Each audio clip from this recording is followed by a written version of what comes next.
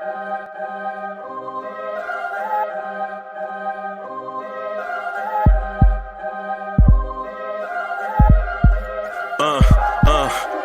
rank where the view is nothing less than phenomenal. For how I express and project from my abdominal. The only view better, both my daddy and my mama know. No living parents, my sons give me balance. My wife is my serenity, this mic is my identity. The world is foul enough, that's why I write without obscenities. Provoking danger with broken language and spoken anguish. Begging to get hurt, why would you ask to go through changes? Yes, Lord, life's a chessboard, master the angles. Control the tempo, be the one who holds the info. Acknowledge is just as deadly as machete swings. When spoken, the truth is as potent as that Medellin. While others swear the style is free, I just let it ring. Our time is undervalued, soldiers make us better kings. My fam's on my shoulder, reaching after better things. Today I take the shot, for them I'd rather set the screen. My mama told me follow my dreams. My daddy told me get it by any means. Stand tall, make him bow to a king. But I've evolved, you can see the resolve. Look in my eyes when you speaking to God. Life and for those who we caught up in using what I was taught with the muse. I guess they call it proving I'm more than an artist. Penciling out my darkest while stenciling out a harvest. And storing what gets me from A to B, just like garages. Instrumental with collages. Envision what I've been drawing. Broadway to give you rhythm like the great Lena Horne. So bent on, found comfort in the storm. Find peace and on when you see them others perform. Organized chaos, I'll cast it like hey ya. Good morning. Welcome to the next one of my drive. I'm your man, Uncle Freezy. Welcome, welcome, welcome. Welcome. Welcome to the next morning drive. I'm your man's Uncle Freezy. It's good to see y'all. Good to see you. Yo, it's good to see y'all, man. It's good to be with y'all. You know what I mean? Today is Thursday, Friday, Wednesday, something, whatever day. Y'all, hey, I work at night, so y'all know how that go. Y'all know how that go. Michael Hansen is in the building. What's good? Michael Hansen says, keep the team as is. Let it cook. Let it cook. I saw you. I saw it. I was like, yo, my man's is for real. Yo, my man's is for real, yo. My man's is like, why you talk about trading everybody for Colin Sexton? Hulk is in the building. Black University was good. Chef NYK is in the building. The original DSJ is in the building. Real King was good. Rick V is like, hump day. What's good? What's good? I'm chilling.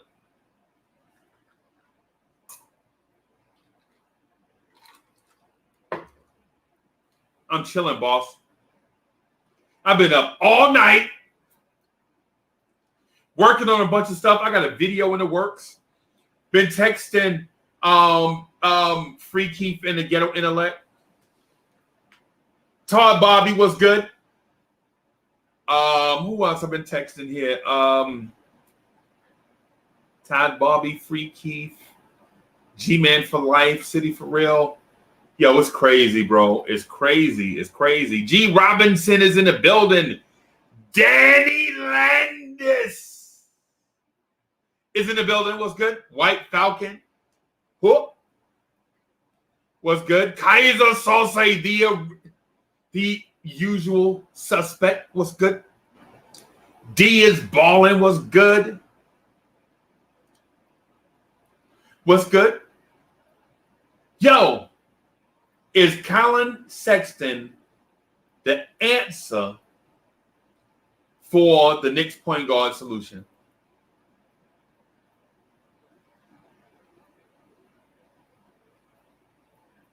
I'm asking you. Why y'all looking at me? I'm asking y'all. Is Colin Sexton the answer at point guard?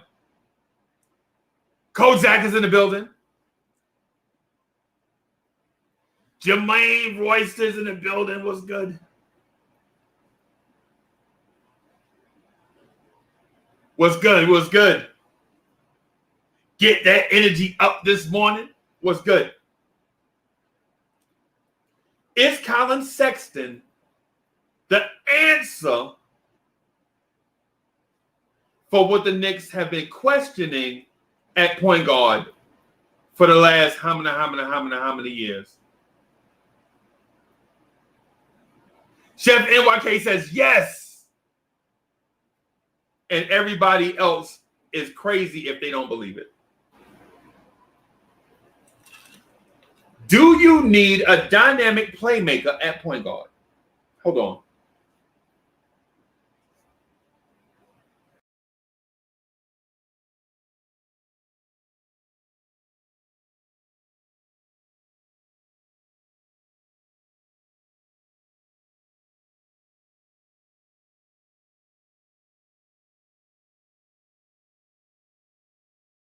Do you need a dynamic playmaker at point guard? Do you need a dynamic play at point guard if you're the Knicks?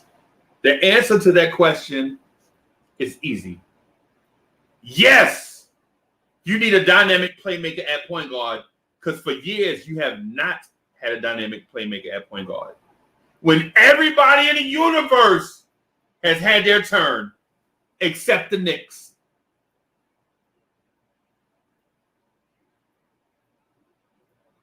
Kaiser Salsa says, I love Colin Sexton. I didn't know y'all liked him like that. Andy Garcia, Black Rain is in the building. What's good?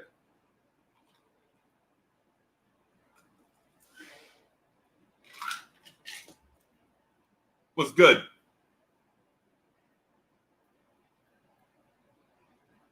What's good? Is Colin Sexton the answer? Somebody proposed a trade. I don't even want to get into it. I don't want to give them credit because just throwing out a fantasy trade offer to me doesn't mean you're a genius. But somebody said Obi, Knox, and a first for Colin Sexton. Obi, Kevin Knox, and a first? That's all?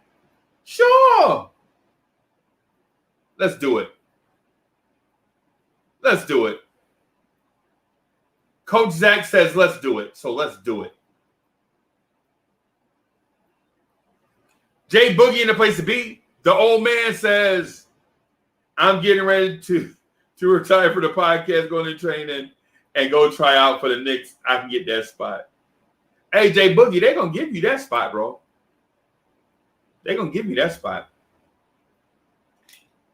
And K-Shot and Jay Boogie is tall, too. I forget how tall Jay Boogie is, but Jay Boogie's a big dude. So if he trained, bro, he might be able to, Delno still says he's laughing at that ridiculous trade. I guess that means he'll do that in a heartbeat.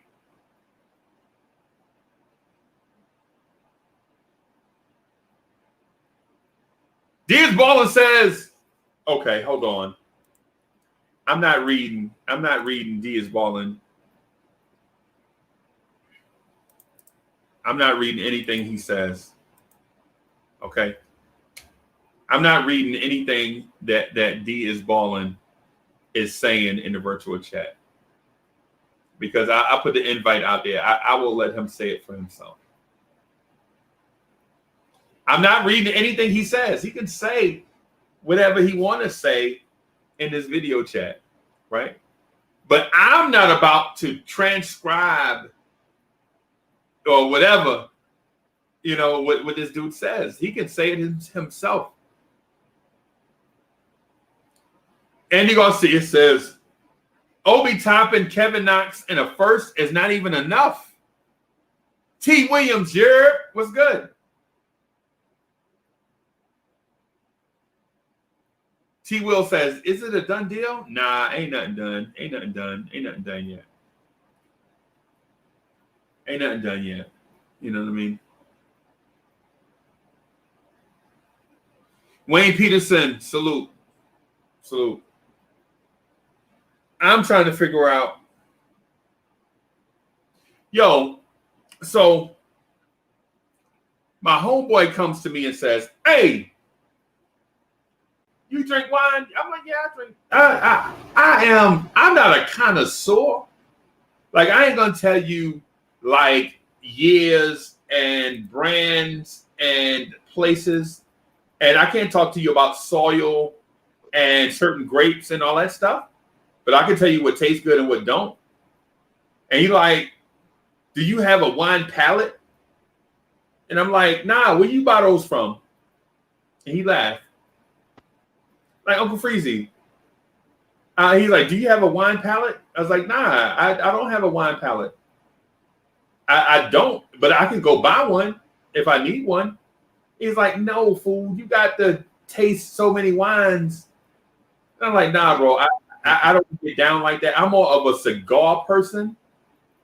And I will drink a port with a cigar. But in terms of like a wine cellar and all that stuff, nah, I ain't, nah, bro. Nah, I don't come from that.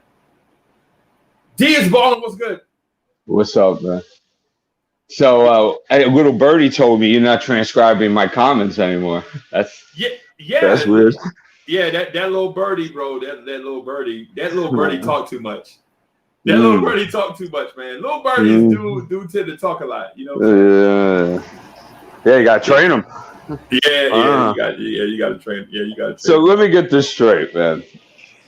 So you have a green light for Colin Sexton, for Knox, Obi, and the 19th or 21st pick, correct? No, that is not correct. That is not what I said. Okay, so what did you say? I'm non-committal. You're in the middle? No, I'm non-committal. Oh. Right. I'm not for a Colin Sexton trade.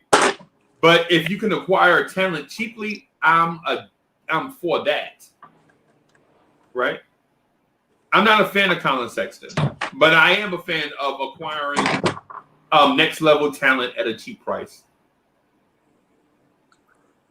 So you don't feel Knox, Obi, and the 21st or the 19th is a cheap price? Could you just say he could be a next level talent? No, actually, you said he was a next level talent. Yeah, no. I'm not. I do believe Colin Sexton is a next level talent, though I didn't say it. I didn't state it specifically. But at the same time, I do feel like Obi Toppin, Kevin Knox, and a first round pick is a cheap price for a guy that may be next level talent. So you would do it? Yes. Okay, good. Thank you. That's all I wanted to hear. But am I a fan of Colin Sexton? No. I'm just saying, man, a couple of days ago, you just going to say that Obi Toppin and Emmanuel Quickly has it. Right. Yep. And you went on a whole 2.5 hours, right? Of breaking down these examples about how they are it, and you brought up some old doo-wop groups. You brought some, generational players. You brought in some, talking about Michael Jackson, The Rock, and that's it. So that's what you give up your it for a 6'1" guard that don't play no defense and has never won in the next level. Have you seen his numbers though? I understand that he plays for a bad team though. Yes. Yeah. Hey man. And I understand that he has the ball. He has the ball a lot, so his usage rate would be higher maybe than other places. Right. Hey, can I ask a question about this? Hey, you can say hello first. Hello. You went against what I said in the chat and said I wanted to trade for him. So what do you mean? You said I wanted to trade for Sexton, man. Dog, if you like Sexton, just say so. I hate the idea of Sexton. I don't say I hate the man. I can't say it's not. It's not sexy. Yeah, it is not Sexton for him to be on the Knicks. We bringing Sexton back. Wait, Dwayne Wade, can I have your autograph? Dwayne Wade, are you doing autographs, bro? So I got you, Z. I got you. Thanks, buddy. Also would like a picture with Gabrielle Union, but that's beside the point. D and Freezy and Delano in the playoffs when they put Derrick Rose in the starting lineup. What was the issue for the Knicks? Scoring off the bench. He's injury prone. Point guard just looked to get buckets, and we had no flow in the offense. Right. So right. Colin Sexton's a worse example of that because he's just going to get buckets and not look to set up his teammates and make his teammates better. And we're going to have to pay him a rookie max extension. We could keep IQ for cheaper. Yeah, he ain't paying IQ $158 million. And what does that do to IQ now? Now his minutes lessened. Giving Sexton some Gatorade on the bench. Yeah. Ay. He becomes the new Theo Pinson. Yo. Theo Pinson. I hope IQ has his dancing shoes on. Y'all them workout videos sweating for not. Yo, Legend of Hooping says, listen. Not only am I giving them Obi, Knox, and a pick for Sexton, I'm taking it easily. Is there a way we could do just Knox and first round pick this year, and then a first round pick at a later date, like a later season? Because then I don't want, like I said, I'm not the huge Sexton fan, nothing against the guy, but like that would make it a little bit more appealing. The fact you're just giving up Knox, one of your first this year, and a first maybe 2 years down the line. Instead, what do y'all have against Knox? What do I have against Knox? I have nothing against the guy. It's just he's not. I don't feel, in my opinion, that he's going to develop into the player that I believe Obi might develop into. Yo, in my opinion. I'm gonna just say this real quick. A dude gave me some advice on wine, and I tasted it just now, and it tastes horribly. And I'm trying to figure out a way how to tell this dude. Yeah, I'm trying to tell this dude, like, yo, your advice was terrible, bro. You know me, I will walk up to, hey, you was wrong. But with this dude here, I kind of have some respect for, but I don't like his choice. So what do you tell him? Like, respectfully, you're wrong. Yeah. Or that you're not a wine guy. Or should I tell him his wine palate is broken? Because he asked me if I had a wine palate, and I told him nah, but I can go get one. You think it's because you just brushed your teeth? It's 9 o'clock in the morning. Maybe that's why the wine tastes like crap. No, well, for me, it's like for me, it's like 9 p.m. Right, same. Yeah. So, yeah. Okay, hold on, Freezy. Back to putting you on the plank here. You just said Obi had it. Why the hell would you trade it for a 6'1" guard that has the ball in his hand a lot, doesn't make well for others, and doesn't play defense? He had as many assists as Elfrid Payton did a game. He averaged 3 turnovers a game to 4 assists. Yeah, Pierre Moise get it. Right? Oh, this is what Pierre Moise says. Need to collect assets. But you're giving away, if you're getting on me for not believing in Knox, you're giving away Obi, who has it and is an asset, and a draft pick, which is an asset, and Knox, which some people might believe in their right mind that he's an asset. I like that. So that's 3. Okay, well then that's 3 assets. But he 3 can't assets really for use 1 asset.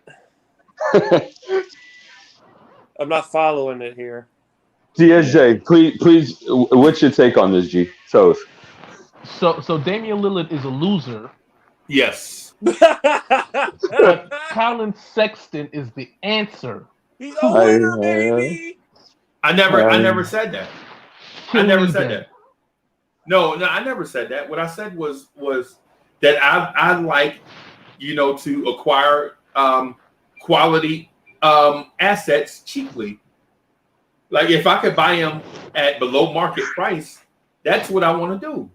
Because at the end of the day, if the asset doesn't fit, I could trade that asset for market value and get a return on my asset. If Cleveland was smart, they would have traded him 2 seasons ago. What? You said if Cleveland was smart. Sad.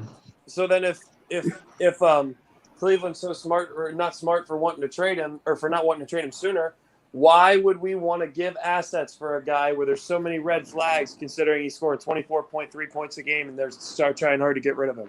Right. Bingo. And they still have him on the cheap for another season or two, if I'm not mistaken. Right. And they chose Darius Garland over him.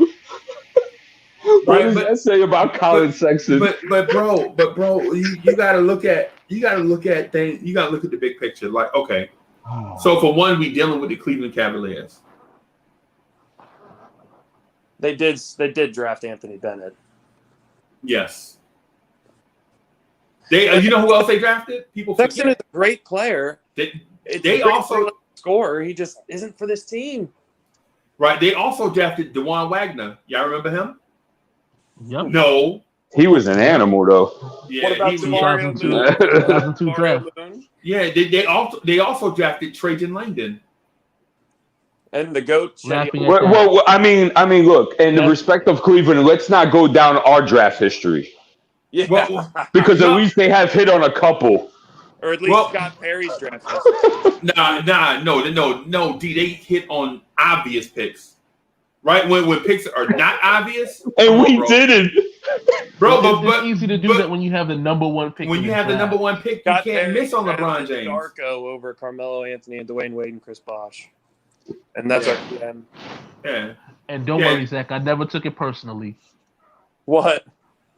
I said I never took it personally either. Yeah, but I mean, you didn't want to be in Detroit anyway. No. Right. No. Right. Right. So what I'm saying to you is you can't say that Cleveland, even over the years, has say rebuilt themselves to look at or portray themselves as smart. We know Cleveland is who they are. It's a mentality, right? Like right now, they want to trade for the number one pick, right? They want to trade assets for the number one pick. But why in a draft? So you're third, right? Think about this. You have a third pick. You already have 2 point guards on your roster, and you want to trade up to the number one pick to draft a point guard. I just don't get that. Mm-hmm. I don't get that. If I'm Cleveland, I stay at 3. Let them let Detroit make a mistake, because you know they will. They'll probably wind up taking Evan Mobley number 1. It's Detroit, right? You never is Detroit. You know how Detroit do. You know how to do stuff. They'll take whoever the Darko is. That's who they'll take at number 1, right? And then you have Houston at number 2, and they're so thirsty that they want to just take whoever the most high profile player is to get people back in the seats, right? And if you're Cleveland, you can draft Jalen Green at 3, and now you have a dynamic Kobe Bryant type shooting guard, which is probably why they're trying to move Sexton. Well, how about get Sexton first and then get Jalen Green? You mean trade Sexton first, then get him? No. Keep Sexton and then get Jalen Green anyway, right? I mean, because the first round pick you get, it's not going to be an impactful one. Because even if the Knicks give you 19, it's just a 19 pick. Or even if it's a first round pick in next year's draft, it's not going to be a top 3 pick. You know what I'm saying? So what's the rush? But if you're the Knicks, you have a legit question to ask yourself.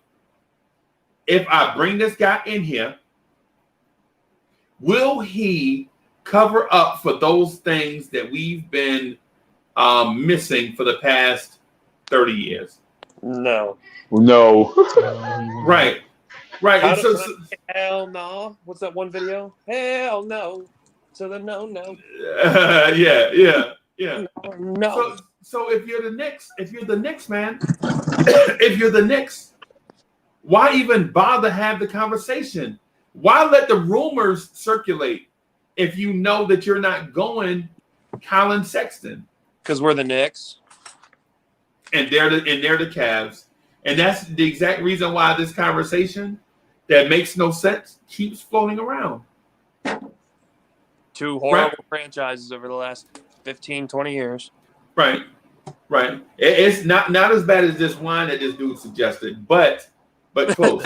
But close, right?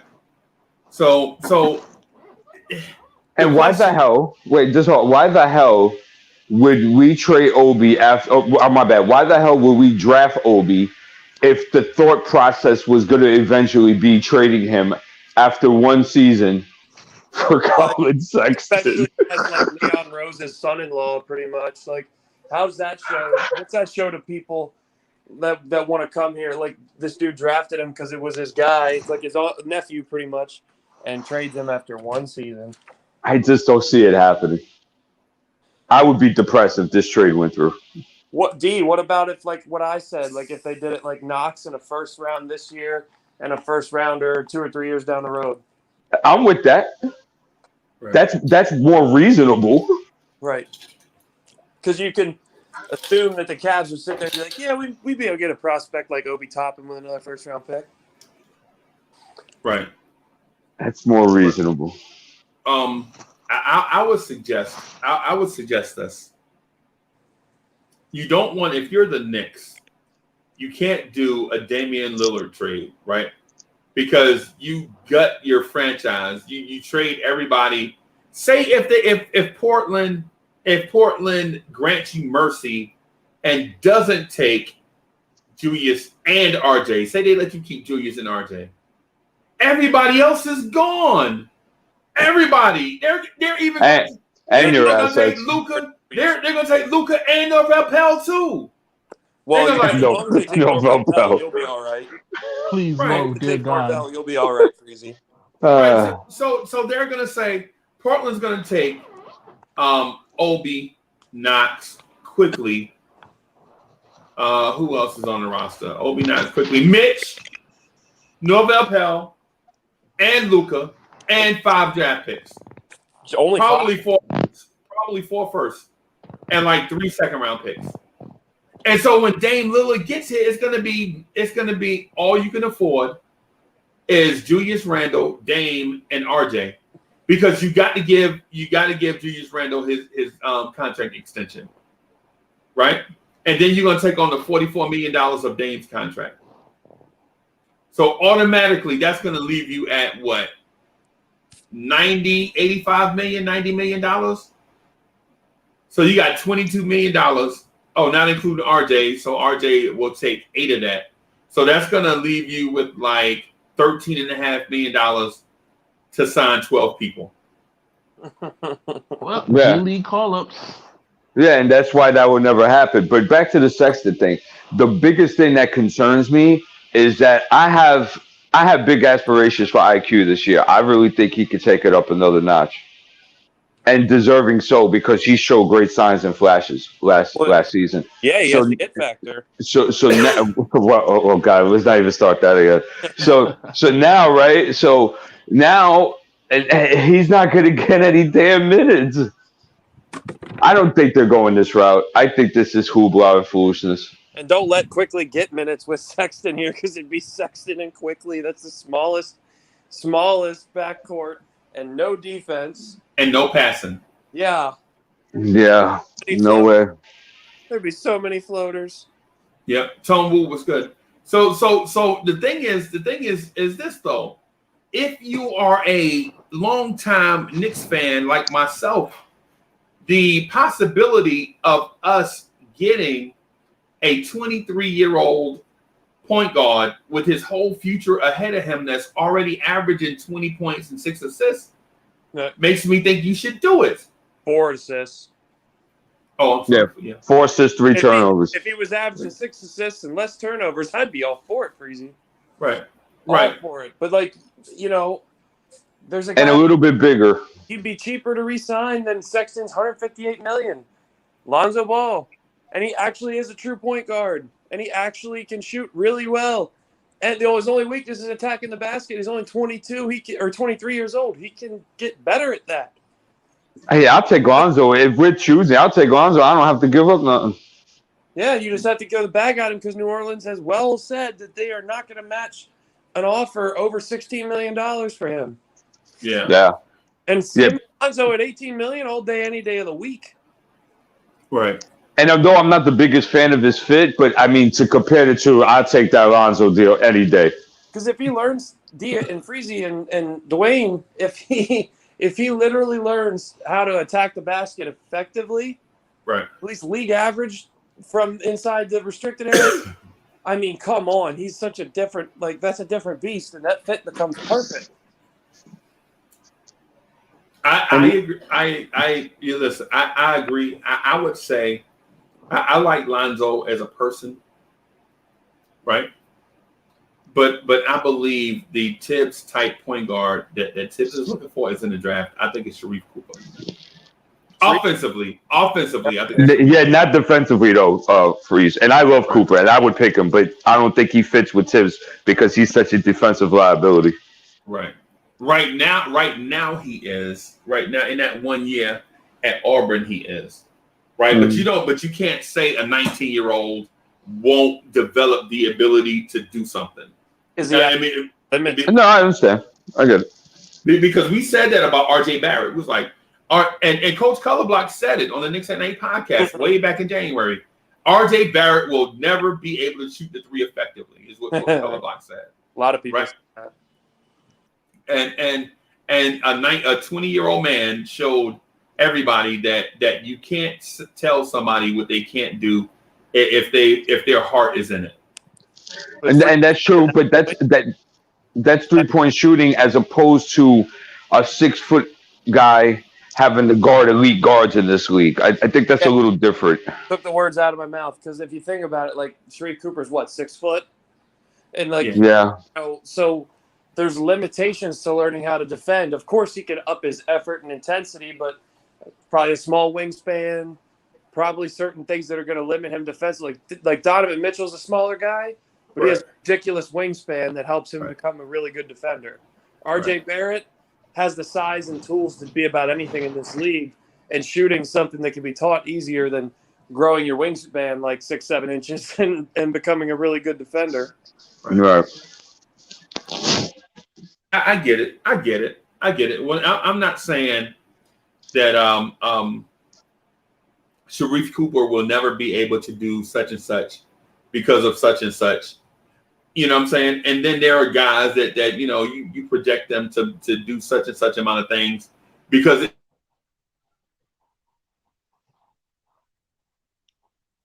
limitations, right? Yeah, but then you never do it. There's cause for pause on certain things. It's a reason to be concerned because most 6'1" guys can't guard guys that are 6'4". Right. It's just what it is. And so, but I'll say this: Chris Paul developed into that guy, right? I think Sharife Cooper is a very, very, very young and raw Chris Paul that was very young and at Wake Forest and New Orleans. So you're saying he's comparable to New Orleans and Wake Forest Chris Paul? Hey man, that sounds familiar. That sounds familiar. I would even go further to say that I think they're the same player at the same age. Whoa. Like Chris Paul and Sharife Cooper. I don't know. I could see it, but the shooting, Chris Paul was still a better shooter. I mean, slightly. You're talking about your friend that way? Think about sophomore Chris Paul at Wake Forest. He was not a good shooter. Let's not have revisionist history. Let's not try to remix the Mona Lisa because Chris Paul was not a good shooter, right? But over his years in the NBA, he slowly got better at shooting. Yeah, but that's the point guard. I mean, I don't know. That's a big comparison. I'll just say that. That's a big comparison. Yeah, and so the thing is I'll give you another terrible shooter. Y'all remember LeBron James as a rookie? Was he a good shooter? No. Was he a terrible shooter? Yes.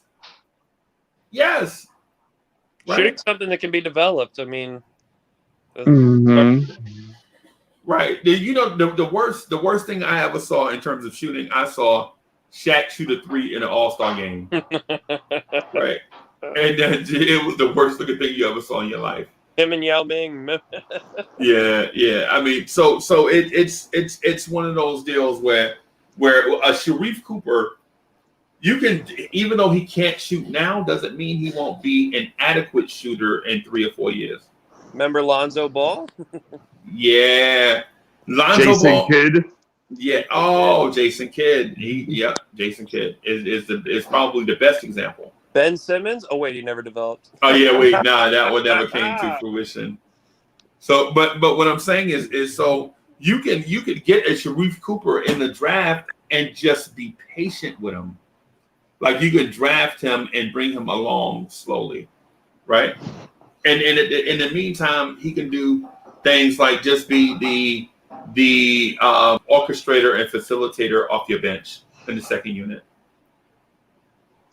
And that's why, you know, instead of bringing in a Sexton type, you could bring in Alonzo because he's proven he can play on and off ball, and he's 6'6", so he can guard two guards as well. So if you wanted to bring Sharif along slowly, you could have that possibility when he comes along slowly to put him at the 1, Lonzo at the 2, RJ at the 3.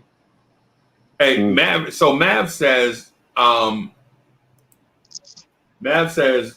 was a great shooter in college. Okay. Maybe my memory. Go ahead, Frizzy. Maybe I'm off, but you know, if I'm wrong, I'm wrong. DSJ, you still on the Trey Mann train? Yeah. No. Yeah, I mean, and I was actually about to ask the same thing about to Uncle Freezy, like, you know what I'm saying, because he was the one that initially brought up Trey Mann. I'm gonna be honest, I was always talking about trading up for the prospect of getting Davion Mitchell. Okay.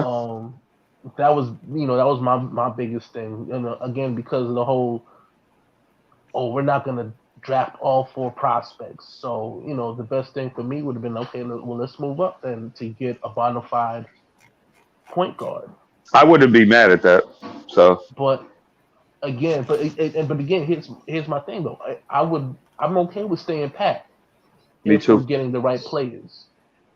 Trey Mann and Sharif Cooper are the only guys that I'm looking at 19. How about if Chris Duarte is there?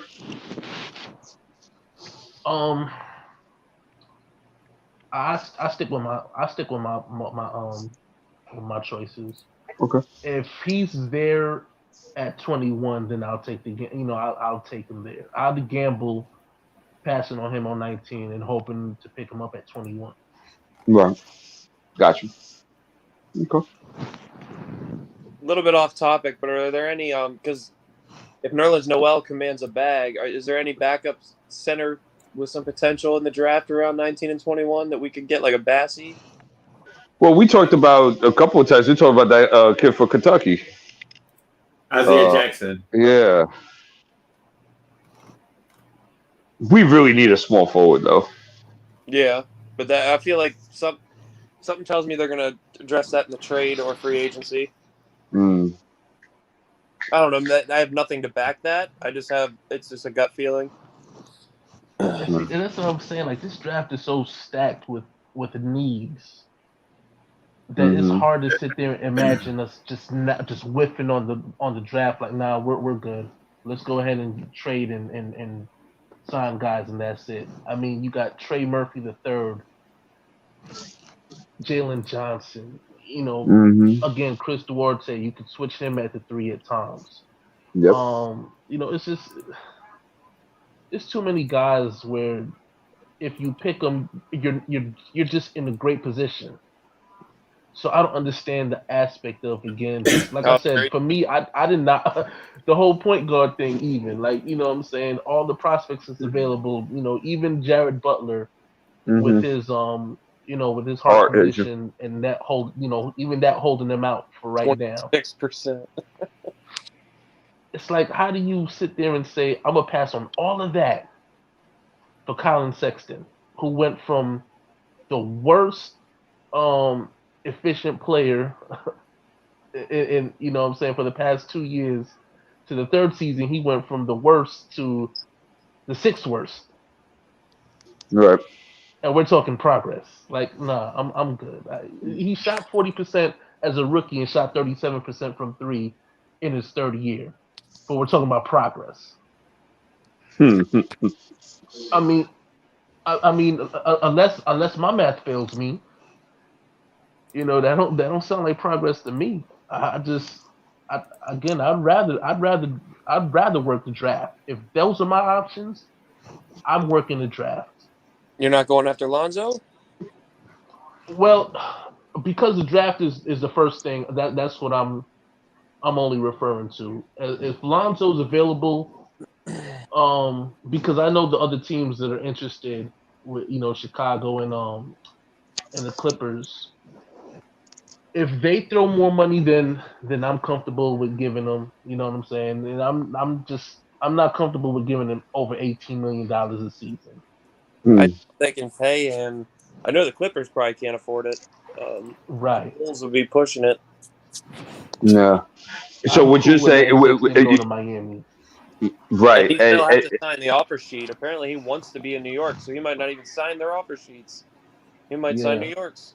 And it also sounds like you're cool with just seeing what we get in this draft and work forward with that, which I think is the smartest move, especially at the position we're at, not really knowing what direction we're going, and based historically on the fact that we've tried to pull these quick fix moves and bring these guys in that look like they have scoring potential, and it always blasts in our face, bro. Yeah, never taken a true time to really develop a core, really develop guys, and build an organization from that. Yeah, but at the same time, like we're not trading for 30 to 35-year-old vets anymore. We're talking, and I'm not a Sexton fan, but we're talking of what, 23-year-old or 22-year-old, and Lonzo, which is a 22, 23-year-old. Yeah. Mm-hmm. Like you guys, D and Freezy and Delano know that Jonathan Isaac, Miles Turner, these guys aren't old veterans. Like they're still young prospects with a lot of room to grow. Right. Really do have a lot of room to grow. It's not like a Tracy McGrady, Steve Francis, Von Marbury, Right. It's a little different. At least you got to put that into context, perspective. Instead of we can't say it's a quick fix when the guy would be here for a decade and have room to grow. Yeah. So from what I gather, Coach Z likes Colin Sexton. The hell I do. No. Listen, maybe not Colin Sexton, but the idea.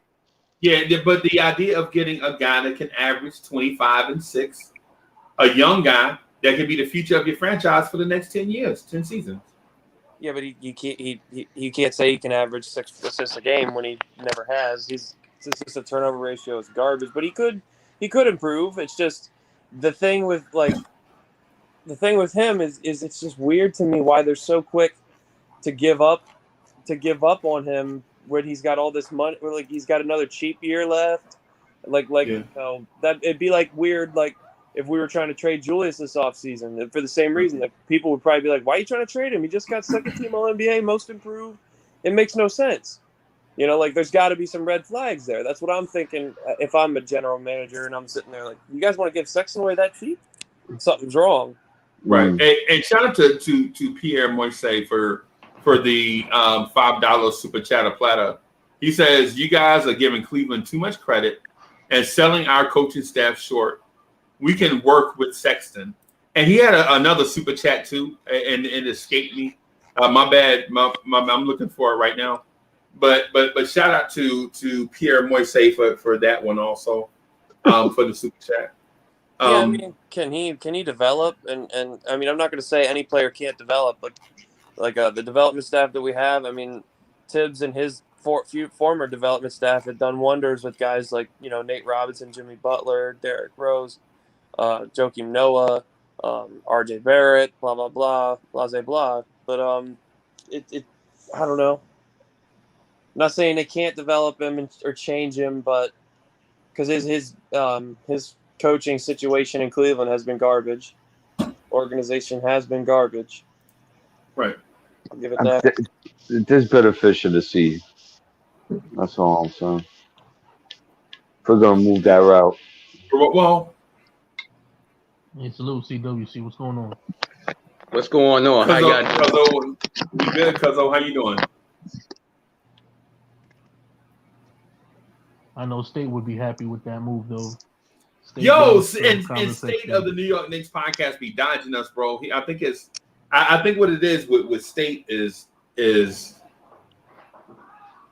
State has a dislike for Randall and such a affinity with developing young guys that is damn the torpedoes in any direction.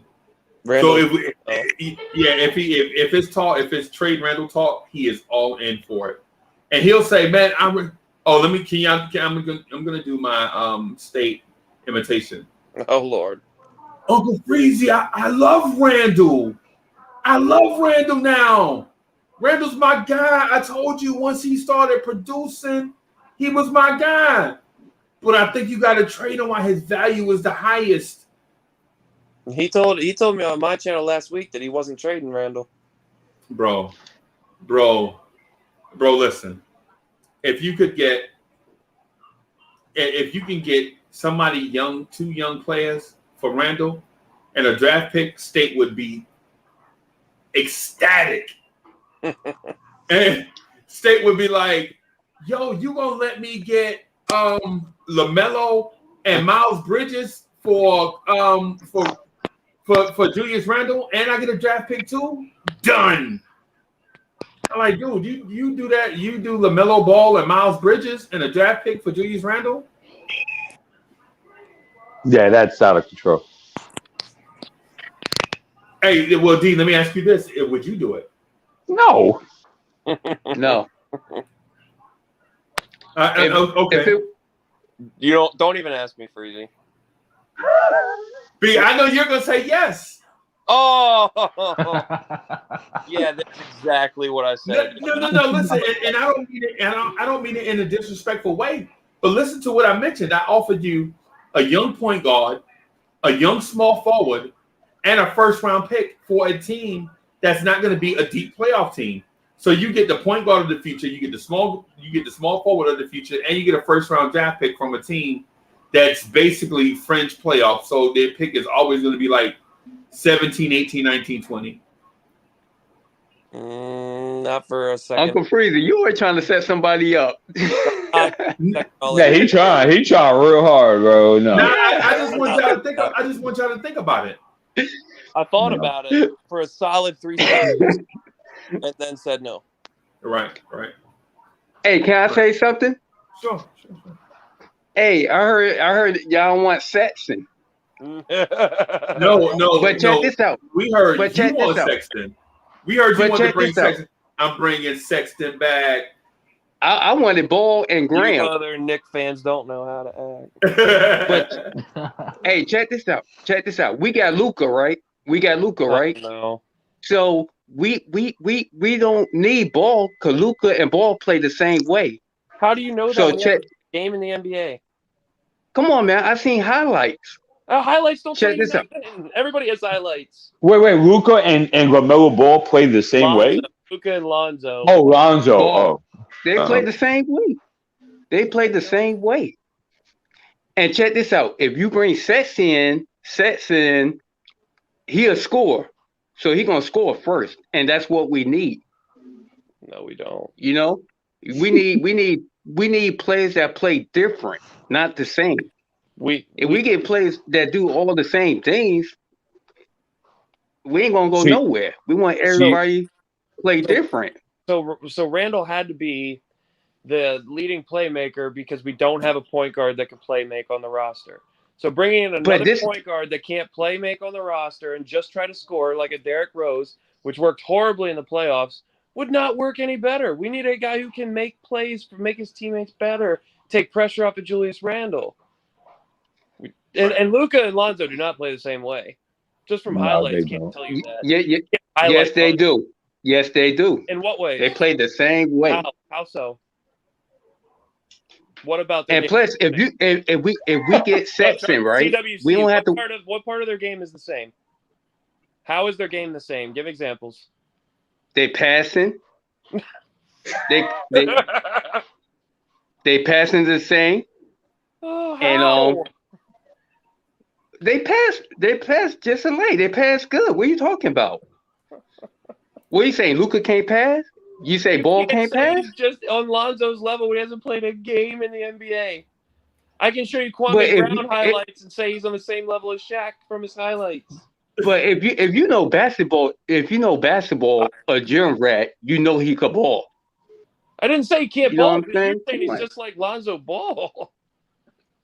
He played just similar like him, man. No, he doesn't. Now check it out. If you bring Sexton in, right? They can't double team Randall. Cause Sexton gonna take it to the rack. And he a good free throw shooter too. And he could shoot threes too. Come on. When we were playing against Atlanta Hawks, we needed a score. Nobody couldn't score because they were double teaming Randall. Derrick Rose got to the rack and shot 40% from deep. Man, and they still double Rose was hurt too. He only could play 2 quarters and he couldn't play defense. But neither can Sexton. And neither can Sexton. During the playoffs, before he got hurt, he was averaging 30 points a game, and it didn't help us worth nothing. We lost. But he was hurt though. He was hurt the last 2 games, not all 5. Yeah, he only got hurt when Tibbs was like, "You the starter." As soon as he named him the starter, Derrick Rose got hurt. And he was still producing.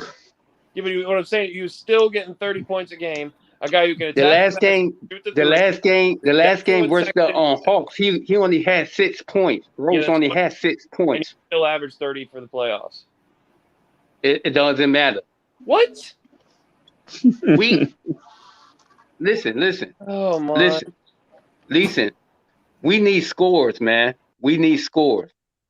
So you think we need scorers more than playmakers? Tomorrow, y'all be like, y'all like that. No. Do you think that we need scoring more than playmaking? We need more Charlie Ward? versatile playmakers that can create their own shot. We need both. We need both. Okay, well, Sexton only fills in one of those voids. And you can't have 3. R.J. Barrett and Julius Randle like to get their own shot off in isolation. You can't check this out. Another isolation. Hold on, I'm not done. You can't bring in another isolation scorer. There will be that does not move the basketball. 4 assists to 3 turnovers a game is horrible from your starting point guard. Oh my Lord. Tibbs could change all of that. He could change all of that though. He might be able to develop him. He is young. I'm not. Bro, they second best player. They second. Hey, State, you got to come in. You got to say hello to everybody first, bro. He's only 22, guys. Good morning. He's only 22. Yo, what's up, man? Good morning, man. Hey, good morning, bro. Hey, we miss you, big dog. Good morning.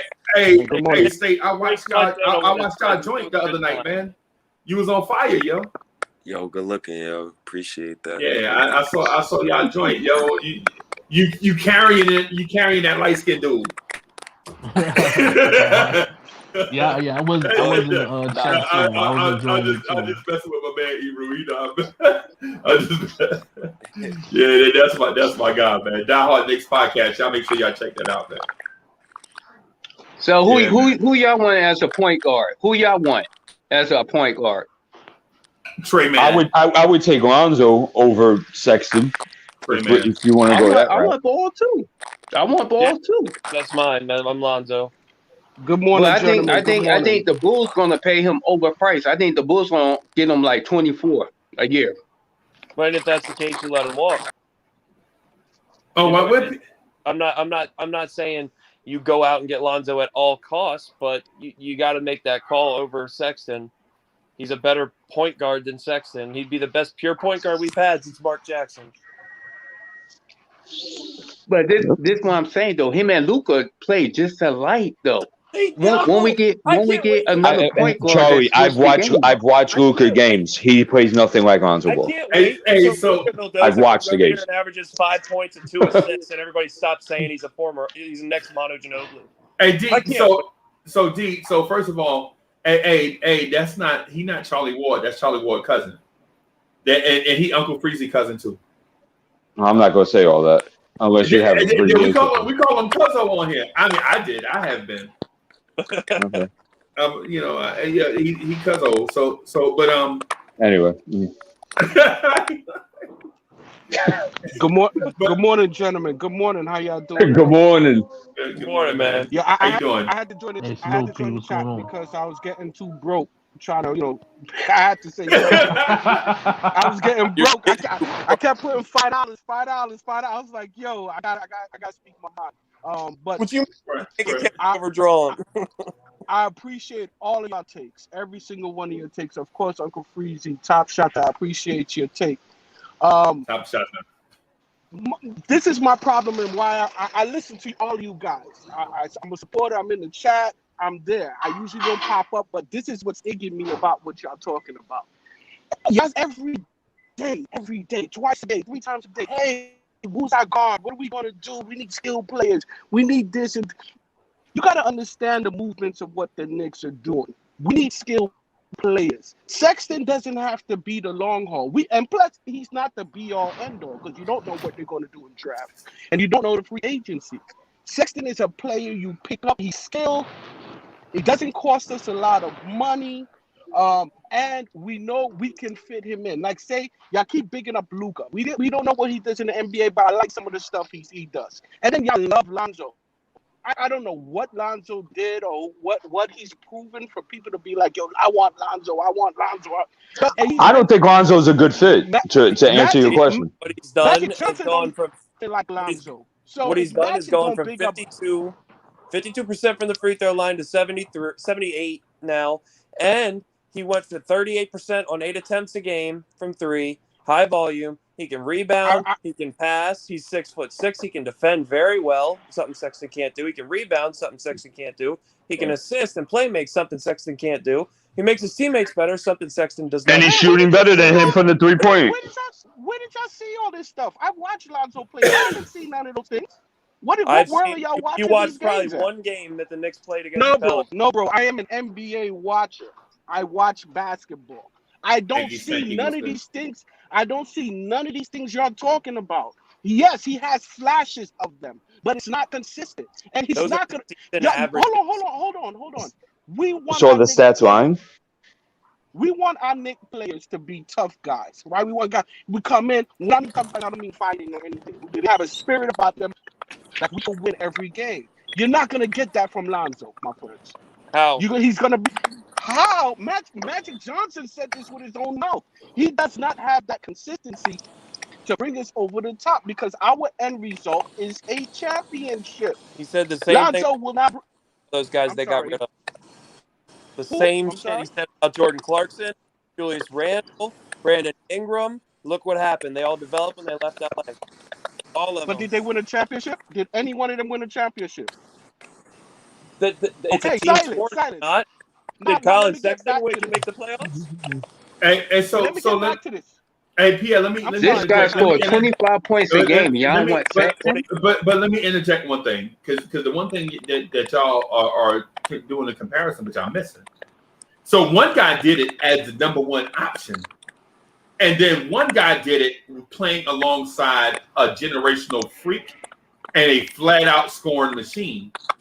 So on a nightly basis, defense is focused on Colin Sexton because Darius Garland wasn't scaring nobody. Isaac Okoro wasn't scared. Jared Allen wasn't scaring nobody, right? But Zion Williamson scares everybody.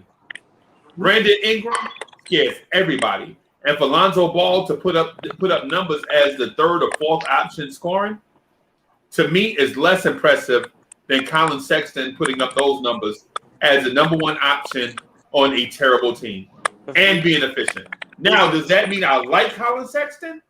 No. But Freezy, at the same time, that shows Lonzo can take a back seat to whatever we got going on, to RJ when he reaches his full potential, to Julius and whoever else we bring in. Who's to know Sexton's going to do that? Right. I agree with you. So that is true. That's the other part that I wanted to get to. What I'm saying is, what I'm getting at is if we're just doing the numbers. Yo, somebody on his side, mad choppy, man. Who is that? Somebody choppy. Somebody mad choppy. I didn't know who that was. But anyway. Somebody stop. Yeah, but with my point, the point I was getting at is if you're just doing a numbers comparison, just raw data, then you can't just compare it in a vacuum. Right, you gotta at least understand that Colin Sexton was getting the eyes of all the defenders every night, and Lonzo Ball wasn't.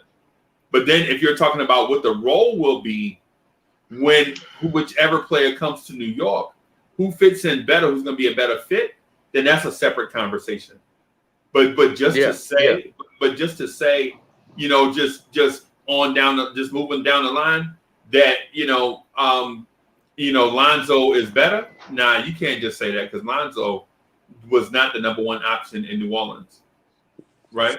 Flat out, Sexton is a way better scorer. I ain't saying that. He's a dog when it comes to scoring. I just don't like the fit. Right, but that's what we need though. That's what the Knicks need. Scoring. How do you see?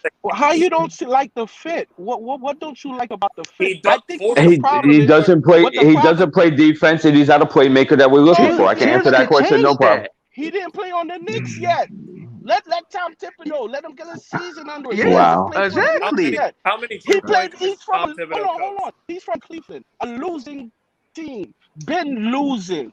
You got to knock out them kinks and come to where we're trying to do things. You have to trust what we have, and none of y'all, but I'm noticing people don't trust what we got going on. All right, we got a better coaching staff. I mean, y'all know the progress. You got to now players come here, they got to fall in line.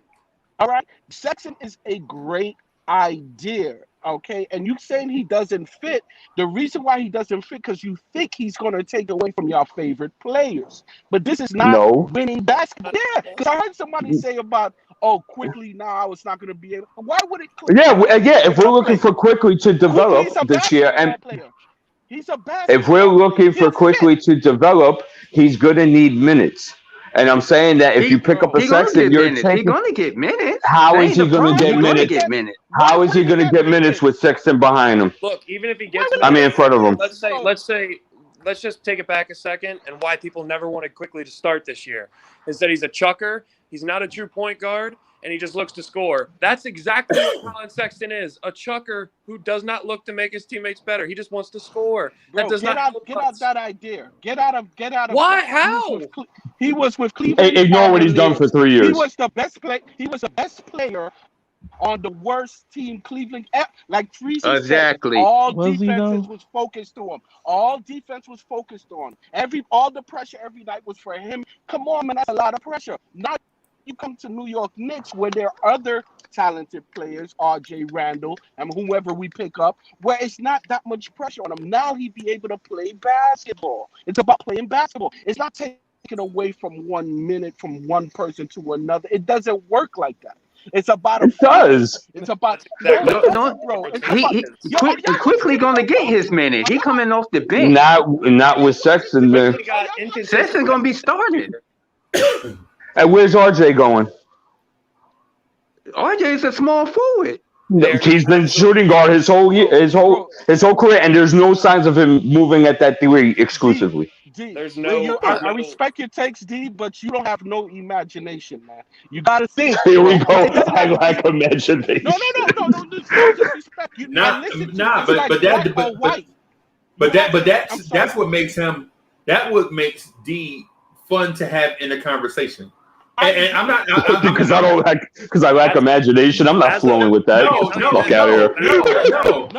No disrespect, please. No disrespect. What I'm saying is, I'm not taking it personal. It's funny. You do not know what imagination as a basketball coach.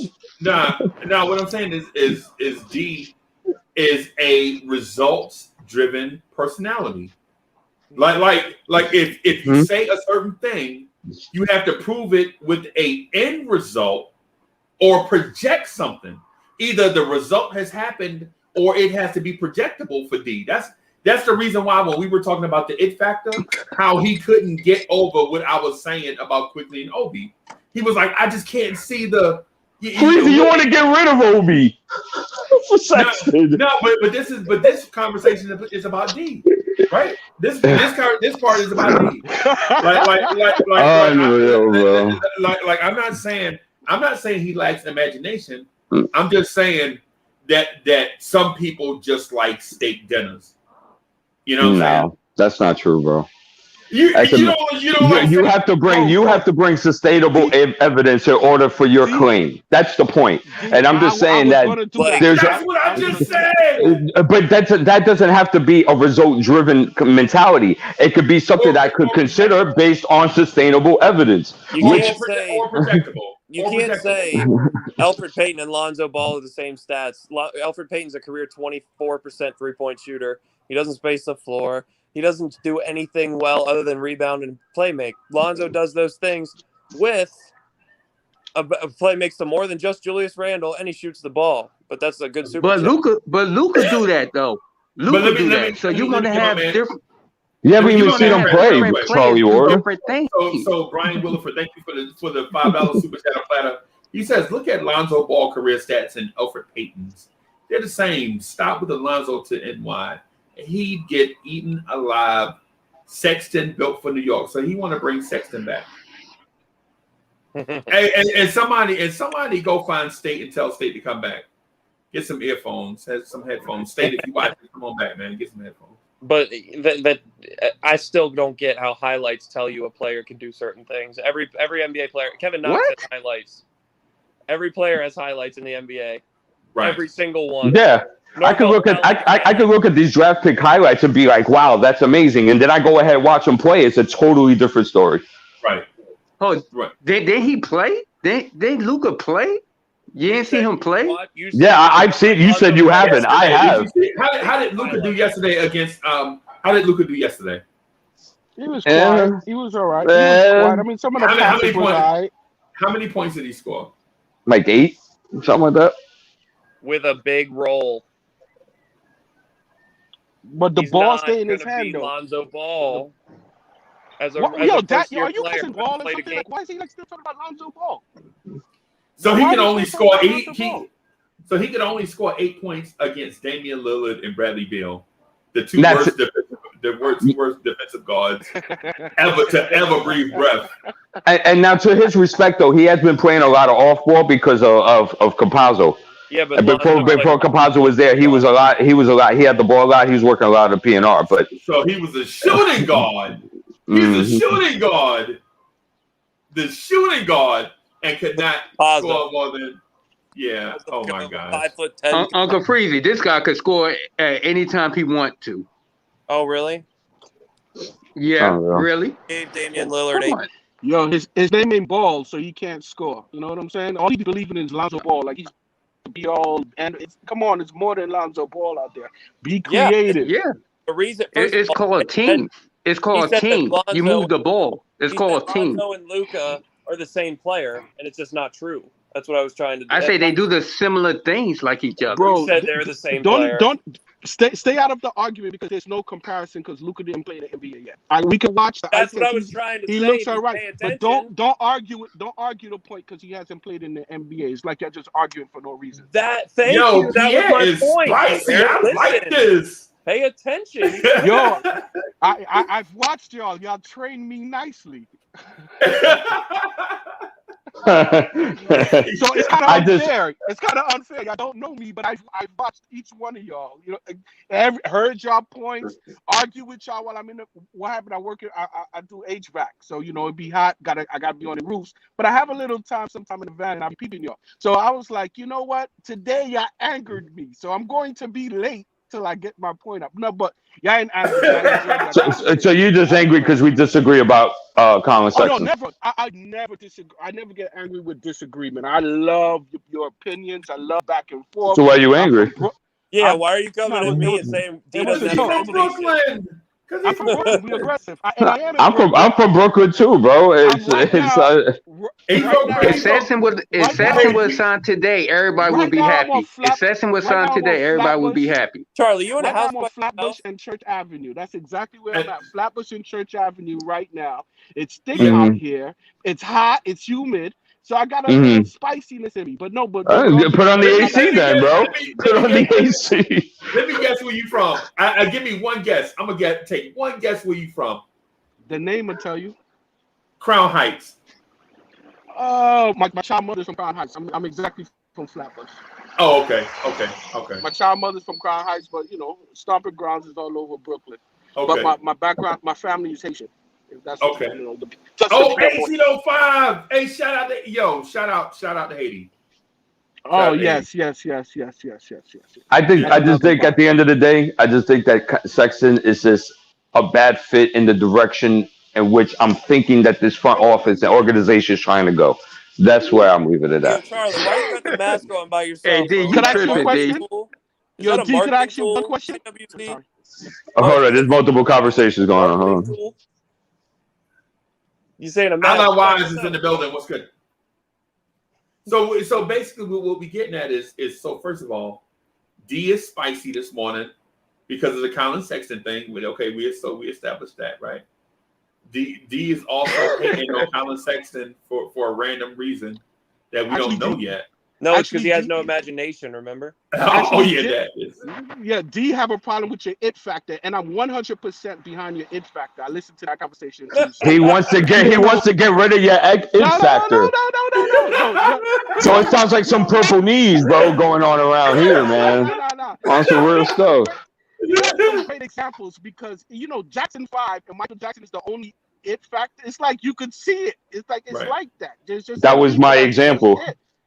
Right. Okay. Yeah, and that's why I said I'll be with you, D. I don't be against you. Oh, I think you just said I had a hard time following it. Oh no, I said I'm so confused. This no, that's why you have no imagination. You lack imagination. What is that?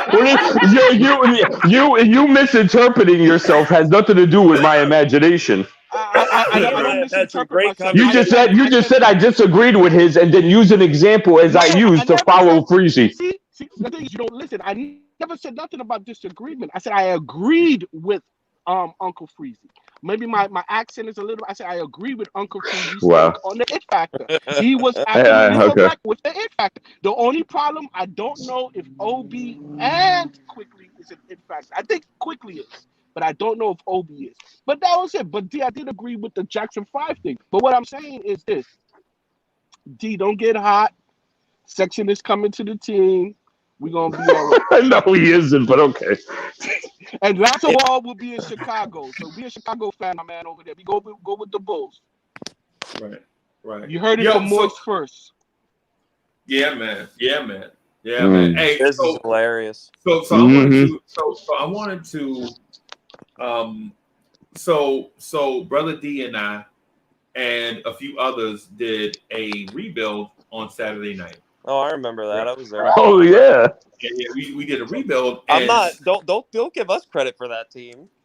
That was all you and G-Man. Thank you. Nah, he literally said Kelly Oubre over Jonathan Isaac. I want to fire G-Man as your West. He shouldn't have been your West that day.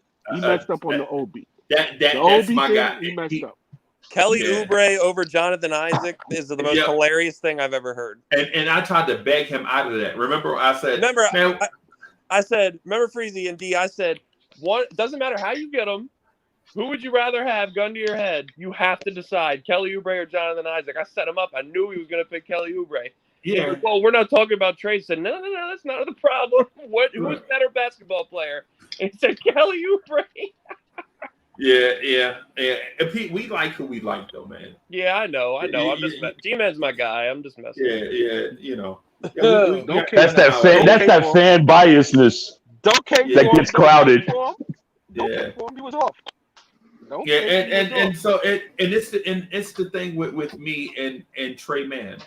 Like I'm locked on Trey Mann right now, right? Trey Mann is. I feel like if the Knicks leave the draft without Trey Mann, I'm going to be disappointed, right? I think you're going to be disappointed then. Right, and I'm not saying it's the mature thing to do, or it's the quality pick. But what I'm saying is I find myself having an attachment to Trey Mann, and because his player profile seems to be a fit for what the Knicks are missing, in my eyes. Now, if you're a Sharif Cooper fan, then you'll see things differently than I do. But I won't disagree with you. You know what I'm saying? Mm-hmm. So when it comes to what G-Man for Life was saying about Kelly Oubre, I can understand what he was saying about Kelly Oubre, and that he feels like the Knicks need a athletic small forward that can get his own shots in transition, that can score in transition, and be a defensive pest for all the small forwards that we have in our division. Yeah, right. But he locked on a name instead of a player profile. Yeah, right? Isaac fits that and then weighs more. He can guard all 5 positions and shoot better and create his own shot. Right. But you can tell he's not really familiar with Jonathan Isaac. And the thing about that though is when you lock on a guy, you're locked on a guy. You know what I'm saying? Like Coach Z, when we do this fantasy football league, bro, and I draft Ezekiel Elliott ahead of you, I already know my phone is going to be ringing every day. Where you live, and I will come visit you. I will steal your phone and make you. Right, that's what I'm saying. Because when you're locked on a guy, you're locked on a guy. It's like when we say bad things or criticize Sharif Cooper, D will cut us off and interject the positives for Sharif Cooper because he's locked in on that guy. Hey, D, would you say that's fair? I would, to a certain degree. I would. I mean, look, listen. I don't think Tom's going to take him, but I'll say if I was GM, I would take him. Right. And and what's the positive? I do think he is a defensive liability. Though I'm honest about my assessments. Yep. Right. You have no imagination. Nah. So the thing is with this upcoming draft is the possibilities are endless because we don't have to take a point guard in this draft. We can see if we can find a quality point guard in free agency. We can package those assets, or we could go into the draft all these guys, have them play out a little bit, go into the season, and trade for a guy. And for those that think that the Knicks won't do that, guess what? They did that last year. They didn't sign a guy in free agency. They didn't draft a point guard in the future, but they went into the season, played a little bit, right? And then they traded for Derrick Rose during the season. So it's not like, this is something that's unheard of. It's unlikely, but at the same time, it did happen, right? And so what I want to say to Knicks fans is don't assume or take every thought off the table. Keep all your thoughts open because anything can happen. And this front office, unlike the previous regime, has proven that they are going to take their time in order to get it right. And if they feel like they can't get it right immediately, they won't make the move. Because everybody knows at the trade deadline, there was a song and dance between the Chicago Bulls, New York Knicks, and New Orleans Pelicans for Lonzo Ball. The Pelicans wanted too much, and the Knicks want to pay below market value. Right? That's what this front office is telling the world that we're going to pay below market value for free agents and in trades. And if you try to force us to go the other way, we're just going to wait you up. We're just going to wait. Because the Detroit Pistons could have got a first round pick for Derrick Rose if they had talked to the Knicks during the summer. Right? They could have got a first. They might have given up the Quickly pick. Right? And so for those that think they wouldn't have, the Lakers gave up a late first round pick for Dennis Schroeder. And you basically got the same production that Schroeder gave, that Derrick Rose gave, even the games missed, right? But the Knicks were like, no, we're not giving you a first. We'll wait. We'll see how desperate you get in a few games. And they got desperate, and we wound up giving them DSJ and a second round pick. And it was a high second round pick, but it wasn't a first. It was highway robbery, is what it was. Yeah, right. Yeah, so if you look at this front office for who they are and what they look to accomplish, just because the Knicks hadn't made a move yet doesn't mean there's not one coming. And at the same time, you can bet your bottom dollar that this front office is not overpaying for anybody, whether it's a draft prospect or a veteran free agent in free agency or a trade target from another team. How dedicated do you think that this front office is to developing 19 and 20-year-olds? I think very. I think very. I think they're as long as they're the right 19 to 20-year-old. Right. Because I mean, Tibbs has proven he'll develop the guys he believes in. Right. Right, which I think is the key term there. He'll only develop and take the time on the guys he believes in. That's every single coach and front office executive, though. They're not going to draft or develop guys they don't believe in. And that's why the Leon Rose draft for pick over Obi Toppin was not a Tibbs pick. I never understood it. Right. Yeah, I didn't understand that either. Because you got what your coach believes in, because then your coach is going to want to see their career through and develop them. That's every coach. Right. Hey, so D, let me answer that for you too. And not only are they very committed, they're 10 toes down on it. Right? Because here's the thing. Veteran coaches like to bring in-game strategists that can make adjustments on the fly during the game or during the series, right? During the playoff series. The Knicks top assistant is not an in-game strategist. He's a player developer. Absolutely. And Johnny Bryant, right? Kenny Payne. I thought you talking about Kenny Payne. I think I saw Johnny doing a lot of calling out things to Tom and stuff like that. So I think he might be being breaded into something like that. Right. But and Johnny Bryant got control of the offense because of his adjustments and strategy. Right. But to your point, the two most assist.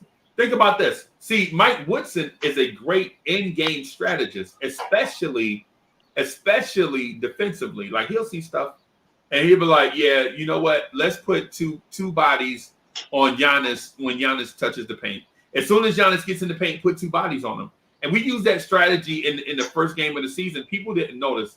Every time Giannis came into the paint, one dude left their man to go to Giannis, right? And the Bucks stunk up the joint because they could not make an adjustment because they hadn't seen it before, right? That was on the fly. It was like, it don't matter. As soon as Giannis come in the paint, just put an extra body on him, right? The second time we played them, they made an adjustment and they shot and Brent Forbes and DJ Augustin, whoever it was, they shot 10 for 10 from three. They made the adjustment they saw on film. Right, but during the game, Mike Woodson just called that out on the fly. You could see it. Hey, just put an extra body on him. You know what I'm saying? And so with Kenny Payne had no professional NBA experience, right? But he could develop players. He developed Karl Anthony Towns, Scala BCA, Anthony Davis, Willie Cauley-Stein, DeMarcus Cousins, all the centers that came through Kentucky, he helped develop them with moves and stuff. They come in raw, and he would develop all the Kentucky big men, Terrence Jones, all them guys, right? Nerlens Noel, Julius Randle. Yeah, all them guys, right? Right. And so not only did you see an improvement from everybody across the board. Think about dudes came to the Knicks and could not shoot the three. And all of a sudden, with this coaching staff, they were money from three. Your RJ Barrett, your Derrick Rose. Think about that. Think about how bad they. Derrick's been shooting above league average for the last 2 or 3 years. Yeah, we looked at his numbers, man. He went from like 35 to 32. 1 year he shot 37 in his last year in Minnesota. Right, but he was never a 40% 3-point shooter. You're right. But yeah, it get better. Right, and he got to when he left, think about this. When he left the Pistons this season, he was shooting 31% from three, or 33. I forget what it was. It was in the low 30s. He got to the Knicks and finished the season over 40% from three. Right. I think he shot 44% with the Knicks and 33% with the Pistons and finished at 41%. Right? And so to D's point, when you ask a question, you're like, how committed is this organization to developing players? You don't even have to guess. All you have to do is look at the steps forward these guys took. You know what I'm saying? Look at the step forward in the players. RJ Barrett's scoring average went up 3 points a game. Also, and what I've said, what D and I have had some good conversations about this, and we both agree. It's like people that say, and D's not saying this. I know him better than that. He's not saying that Tibbs just refuses to play young guys, but No, not saying that. But for people that do say that, literally when there's a 9-man rotation, 4 young guys played: RJ, Quickly, Mitch. Mitch. And when there's a 10-man rotation, Knox played. So in a 10-man rotation, half of the guys were young guys. Right. So, right. Right. No doubt. If that and Tibbs developed them on the fly. He developed them on the fly, and people are like, "Well, Tibbs will never play. Tibbs will never play young." I'm gonna address. Mama said, "Don't trust you." Super Chatter Platter. Hey, Mama said, "Don't trust you." Thank you for the $10 Super Chatter Platter. He says, "Yo, we got to revoke people's Knicks fan cards, thinking this trade going down with Obi in it. Y'all crazy." Sexton Light. It's just he don't fit the scheme of where the Knicks are trying to go. I agree with that. What I'm saying, what the Knicks trying to do there? What the Knicks trying to do there?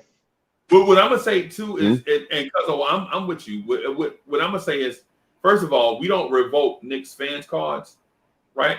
Because the struggle has been real for everybody. If you're a Knicks fan, you already been through the struggle, bro. So sometimes you're gonna say some things that people are gonna agree with, and sometimes you're gonna say some stuff people ain't. It's just it is what it is. Everybody got their own opinion. Oh no, I wasn't getting into that. I was getting into the end of Sexton not being something that we're looking for moving forward. Because my question is, okay, what do we expect from IQ this season? Like based on the evidence of what we saw from last year, right? What would be a projection of how we see IQ's numbers and role being utilized this season? Numbers that's a good question, but that also depends on who we bring back. That depends if Alec Burks and Derrick Roses of the world come back. And I could see his role being sort of similar. If they don't come back, I could see him stepping into that 6-man role. Maybe depending on who we get as a starting point guard, maybe a few spot starts.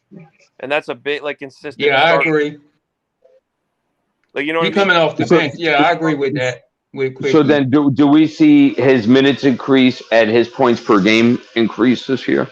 Of course, in my opinion, yeah. Okay. I would say they're not tied to each other.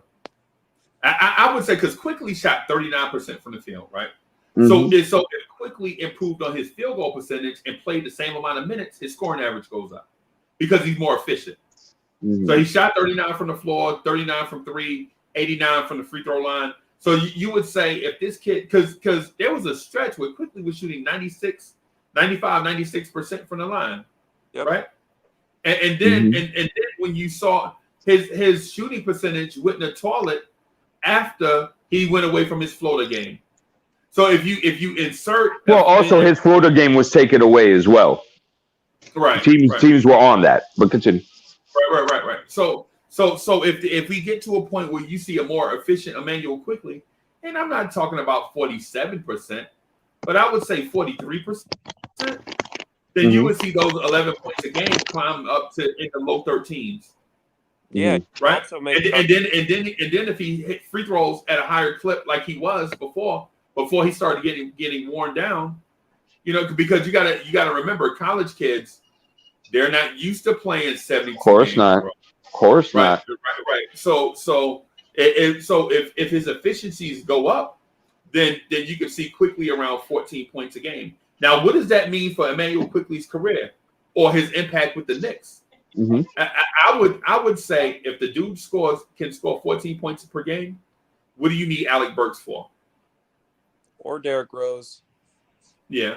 To be honest, he's more of a one size, so he's scoring one off the bench. Yeah. Mm-hmm. Yeah. But it also is not willing. It's not a stretch to say that his efficiency is going to skyrocket because he had a year. To learn and study. He actually has an off season to study his film and where he could get better, what shots, were good, which ones he forced. Right. Right. For Quickly go ahead. My opinion for Quickly to skyrocket or get an improvement, we're gonna need to get a more positive or a more stronger start in 5. We got to get our small forward, which I'm shooting for. We got to find whomever it is, small forward and our point guard. Once we get that, we solidify our starting five. I think it'd be easier for Quickly to come in off the bench and do his thing because then he knows what he needs to do. Right. Okay. Right. But do you think his points per game? Do you think he'll be a better playmaker this year? Will his handle get better? Will he read better in the PNR? Will he add different dimensions to his game besides just the floater and the 3-point shot? Will he add a step back? Will he add? You know what I'm saying? Like this is what I'm trying to get at. It'd be nice if he can, but I think it'd be difficult to expose that because of the guards that the Knicks are planning on having. I don't know if Derrick Rose made it back yet, but if they plan on having Derrick Rose, where is Quickly going to be able to, show his playmaking skills? I think the problem, which I agree with Freezy, is Derrick Rose. I don't want Derrick Rose back because for that exact question right there for Quickly. He's going to stop Quickly from growing. We don't need Derrick Rose at this point. I think we need to get somebody in the draft. No. Listen, I agree with Colin Sexton, but I'm not riding out for him. I think that's a smart move. But I'm not riding out for him. Oh, yo, we got to get Colin Sexton. I'm not riding out for him like that. But if we get him, I won't disapprove it. If we get him, I won't disapprove it, and I don't think it'd be a bad decision. But that's neither here or there. But Derrick Rose, I think Derrick Rose affects Quickly's growth. That's why I believe Uncle Freezy when he said we don't need to bring Derrick Rose back. We need to develop our young guys, our Quickly, and whomever else we bring in, and let them take them Derrick Rose minutes. I think somebody was asking for minutes. Take Derrick Rose minutes. Derrick Rose helped us last year, but I don't think he's gonna help us going forward. Maybe this year, but after that, what we plan on giving him 2-3 years? I don't think we need him no more than this year. We got people to grow. We got, and people need time. Right. You know what I'm saying? That's my opinion, but who knows? Yeah, no problem. And so just to address what Kevin Middleton said, he says we talk about players that average 5, 14, and 17 points per game, and one player that average 11. No, we're not just talking about that, bro. What we're talking about is the combination. See, the draft is coming up, right? So if we don't bring back Bullock, who I prefer to bring back, or Burks, who I prefer to bring back, or Noel, right? You can get guys in the draft like this kid Sharif Cooper. I think can average 10 points a game in the NBA right away, right? Right away, he averages 10 points. 10 and 5 or 6 early. No problem. Don't even have the Sexton conversation because why you need Sexton if you could get Cooper? That don't make because you need a starter because 10 and 5 is not a starter at the point guard position. What I'm saying is if you do say you do a Sharif Cooper, Cameron Payne, and a old man point, Derrick Rose, right? You can let Cameron Payne start. And I'm not saying that he's going to be the best starter in the league, but you'd have Derrick Rose to lean back on for experience. And for those off nights, Derrick Rose can go off for 25. And you could also have Sharif Cooper in the wings. Plus, Derrick Rose can play starters minutes. He's right. more comfortable coming off the bench at this point in his career. Right. And so if you layer it with the baby, young man, old man situation at point guard, I don't see a scenario where you can lose. You legit get a baby, a young man, and an old man, right? And you keep the young man and the old man on short contracts, right? The baby will be on long. Until somebody. So and then what does that do for Luka Vildoza? You keep him also, right? You keep Luka because to the Knicks, Luka is a young man. Luka's a baby. With Luka 25, he might be, but still, you could still rock with him as if he's a baby because he's new to the NBA. Right, and if Luka gets in and he ain't ready, what have you lost? Well, look, with draft nights in 2.5 weeks? Yep, something like that. The 29th. Yep. We're gonna see that night in the direction where this franchise. Luka better than Frank. Wow, the draft is in 2 weeks. Yeah, we're gonna find out because what we're doing. We're doing a lot of speculation. Frank? We're doing a lot of hypotheses. You know what I mean? Like, we could go a million ways here. We're gonna find out on the 29th the direction where this organization is going. Yo, you're gonna let that slide? He said Luke is better than Frank. Who said that? What's going on here, man? You let it slide that he said he was better than Lonzo. Who said it? Who said that? Luka is better than Frank. Oh man, I need to hear nobody to say that. So anyway, what are we talking about, man? All right, this dried up. Who is Frank Ntilikina? Anywho, all right, y'all have a good day, man. Take care of yourselves, bro. D, where you going, bro? D getting out of here. So D got to work on his D. Oh, there, he's out of here. I can't talk about it. That's because he got to work on his imagination, Oh my. Yo, but Frank is trash, man. Yeah. Yo, he's not on our books. Why are you worried about Frank, man? We got to worry about the team as is. Frank is not on our books. We ain't got to worry about Frank. All right, Luka looks okay, but we don't know until he plays. We got to think about. That's why I know most people fall in love with the draft because they, the possibilities. Oh my God, that's where their imagination kick in. Oh my God, he could be this, he could be that.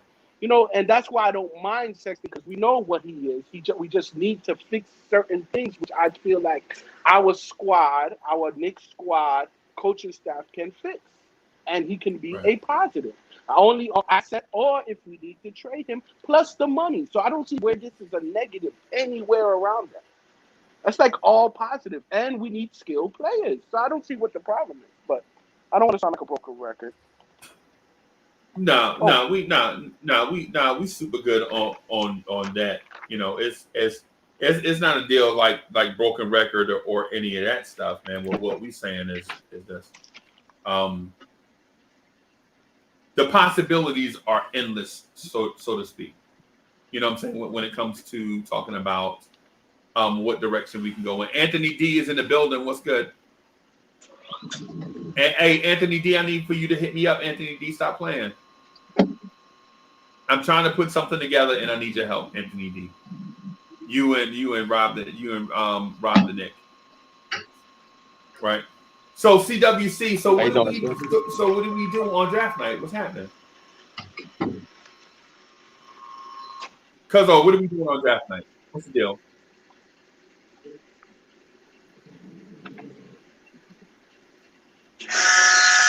I'm sorry for that. I don't hear you. I'll tell you what we need to do or what we're going to do. Yeah, like what we gonna do? All right. Now, if we keep 1921. Yep. All right. We're gonna get. I know we running for these point guards, but we're not gonna get a point guard. Man. We're not gonna free agency and things of that nature. I think we're gonna run with what's his name? Chris, the shooter. I think we're gonna get Chris Daughtry, and then they're gonna go for Isaiah Washington. We're gonna be so disappointed with this draft. We're gonna be so. I'm sorry. Yeah, there you go. Thank you. We're gonna be so. I think a little while ago, Freezer, you said that the Knicks is gonna go for a 3-and-D guy or a big man. They're not gonna go for no guards like you're thinking of shooting guards. I think you said that, and we're gonna be disappointed. I think that's exactly what's gonna be. We're gonna get Dorte, we're gonna get Isaiah Washington, and that is gonna be that if we don't trade up. But I believe the Knicks is a lot more savvy than that. Like you've been explaining a little while ago. I think they're very savvy. I don't think we're just going to be like, okay, accept 19 and 21, and that'll be it, and we're going about our day. I think we're going to be moving and shaking in there somewhere, but obviously we're not in the war room. We don't know what the plans are, but if we keep it 19 and 21, we're going to be very disappointed, and it'll be Chris Daughtry, right, and Isaiah Washington. I guarantee that. Right. So I don't want to guarantee anything. I'm sorry, not the Patrick Ewing guarantee. Not the Patrick Ewing guarantee. Just the not the frozen envelope. Just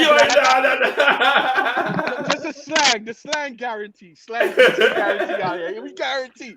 Just the slang, but it's not written in stone because I don't work with office. But yeah, my bad. Non-guarantee, but possibility. No, and I was speaking for myself, bro. You can speak for yourself. You know what I'm saying? I'm just talking about in terms of me.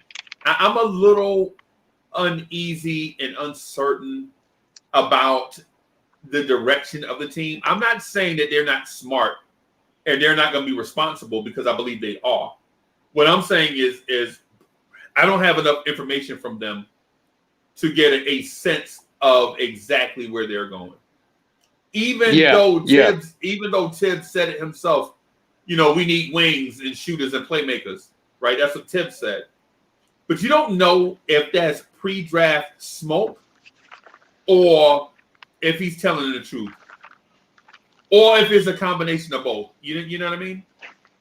Yeah. The thing we know for certain is that the Knicks plan on making a pick in this draft.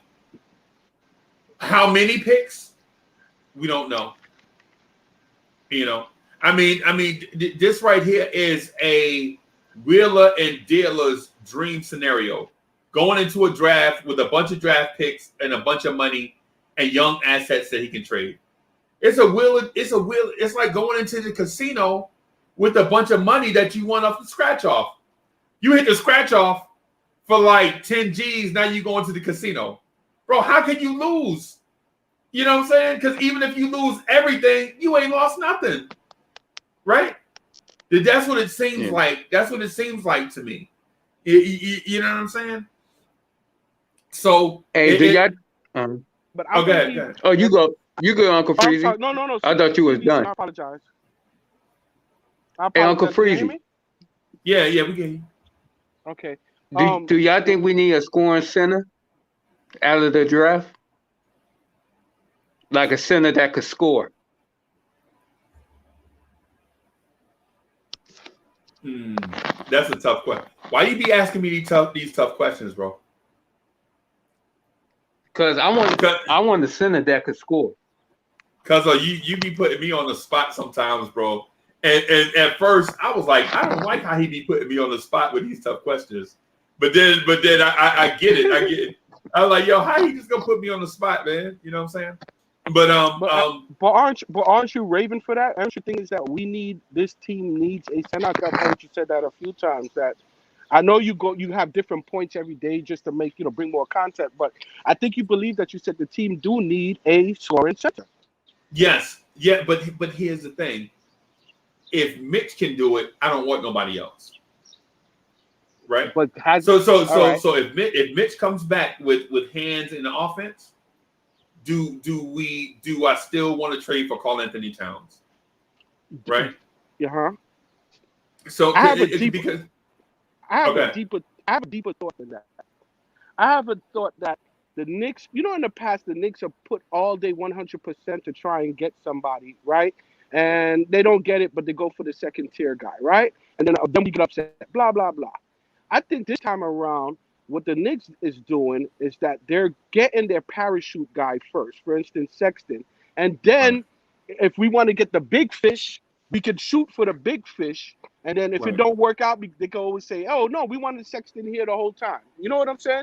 So when it comes to the big man, that's what they did with Mitch last year. They didn't know Mitch was going to get hurt. So they got New Orleans, right? Was Todd Gibson here at that time too? No, they grabbed Taj off the scrap heap right before the season started. But they got him at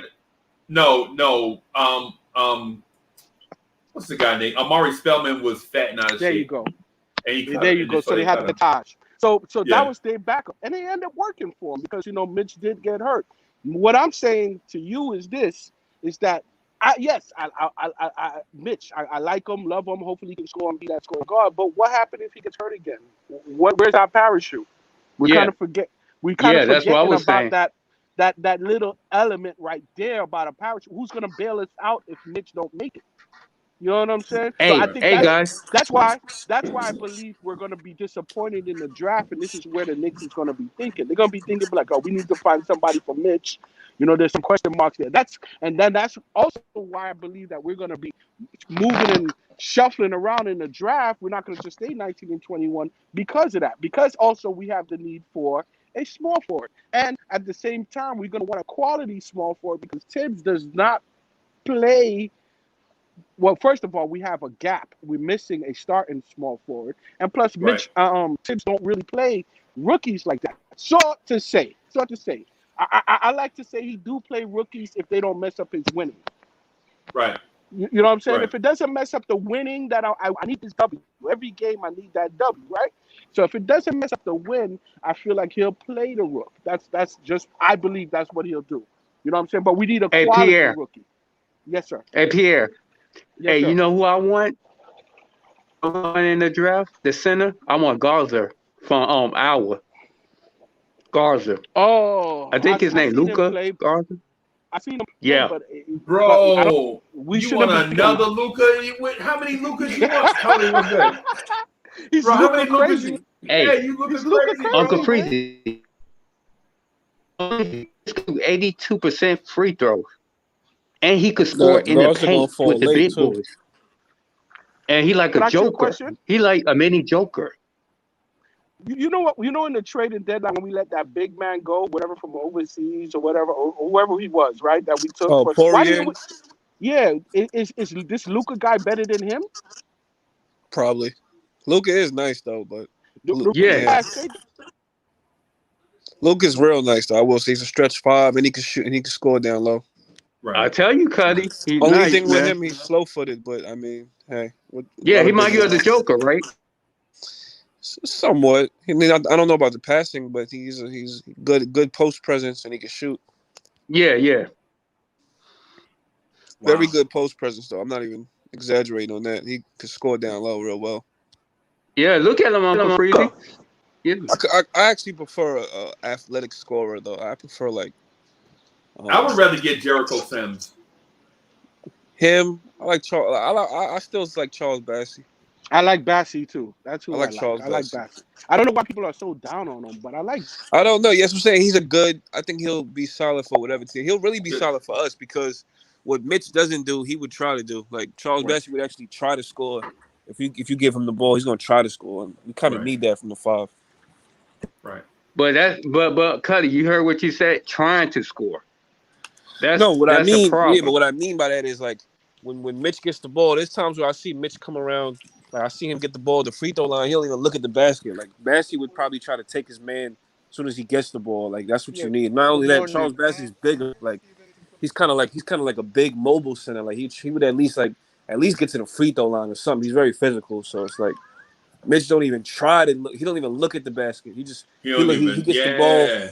He gets the ball and tries to pass it. It's like. I be listening to Gilbert Arenas on his thing. You know what he says? He says, when it comes to those big man who shoot, that a lot of the time it be their own man that be telling them, yo, don't shoot, don't shoot, just pass the ball. You know what I'm saying? Do you think people on the Knicks do that to the Mitch, like to tell him, yo, don't be shooting the ball, man, just blah blah blah? I mean, speculation, but because Mitch don't even a threat. He don't even threaten the defense for them to say that. You know what I'm saying? Yeah. Mitch is in the do the dribble handoff and he be waving the ball all I hear like Wilt Chamberlain in the 60s. You know what I'm saying? He don't even look at the rim. I'm like, bro, at least look at the rim. Right. Hey, do Mitch ever set a screen? Do he ever set a screen? Of course. Mitch is good in the pick and roll. He sets okay. I never seen it. Yeah, he says it. But it takes a good point guard though to utilize him the right way. Like, yeah. No, that's definitely. You see, I was watching Luka. I was just messing with you, Charlie Ward cousin. I was watching Luka. I like some of the way he moves and how he kind of risky passes that he does. Because he be doing that little like he about to walk and then he bounce passes it to the next man. I kind of like that type of stuff. He kind of. What are you talking about? The point guard? Luka Vildoza? Luka. Yeah, but those I'm not talking about the center. I don't know nothing. Okay. I watched them play, but I didn't really like study them. But your guy, man, this guy shot from half court. Come on, I think you know what's gonna end up happening? We as Knicks fans is gonna end up liking this guy a lot. Man. I already probably. Well, you know what? He's Argentinian, and a lot of them are tough. You know what I mean? But they give him the ball a lot though. Him and the other dude, the number 7, what's his name? That's over there. Campazzo. Campazzo. They be holding that ball like a mug. They tough, man. Tough. I think that's why he would probably grow on Knicks fans. He's tough. He's not scared. They fearless. You know what I mean? We definitely agree. He can shoot. I think we're gonna like him. We don't like shoot. him. So I can see him shooting randomly, like unpredictable shots. You know what I mean? Just unpredictable. You're probably like, oh, why is he shooting? And he makes it. And you're probably like, okay. And they'll probably make you like him. I can see him doing stuff like that. Yeah. I ain't big on him yet though, but I mean, I respect it though. These are all just speculation, and people here. No, I know what you mean. I respect. Like, I don't want to big up this guy, and then we don't haven't seen him. But the little stuff I saw, you could see something. I know everybody into stats. It has to be the stats. Whatever the stats say is what it is. But you could see somebody with the eyeball and be like, hold on, all right. You know what I'm saying? If Randall was standing there, he probably would have. You know what I'm saying? Because remember, it's a different mix of players. So I think he'll do right. I think they'll have him starting. That's why That's why I believe in the draft. This is just my belief that they're not going to go for no guard, man. I think they in their head they believe Luka is their guard, bro. I believe that. Yeah. And then he's a safety net. Right, just in case we don't get that guard that everybody everybody clamors for, right? Which I hate. I hate to hear these. I hate to hear Damian Lillard and Kyle Lowry. Why y'all like these other people's property, man? They are so big into other people's neighbors. Like, stay away from the neighbor's house, man. Just deal with what we got going on and build what we have. Damian Lillard is not that guy. Bill is not that guy for us at this moment.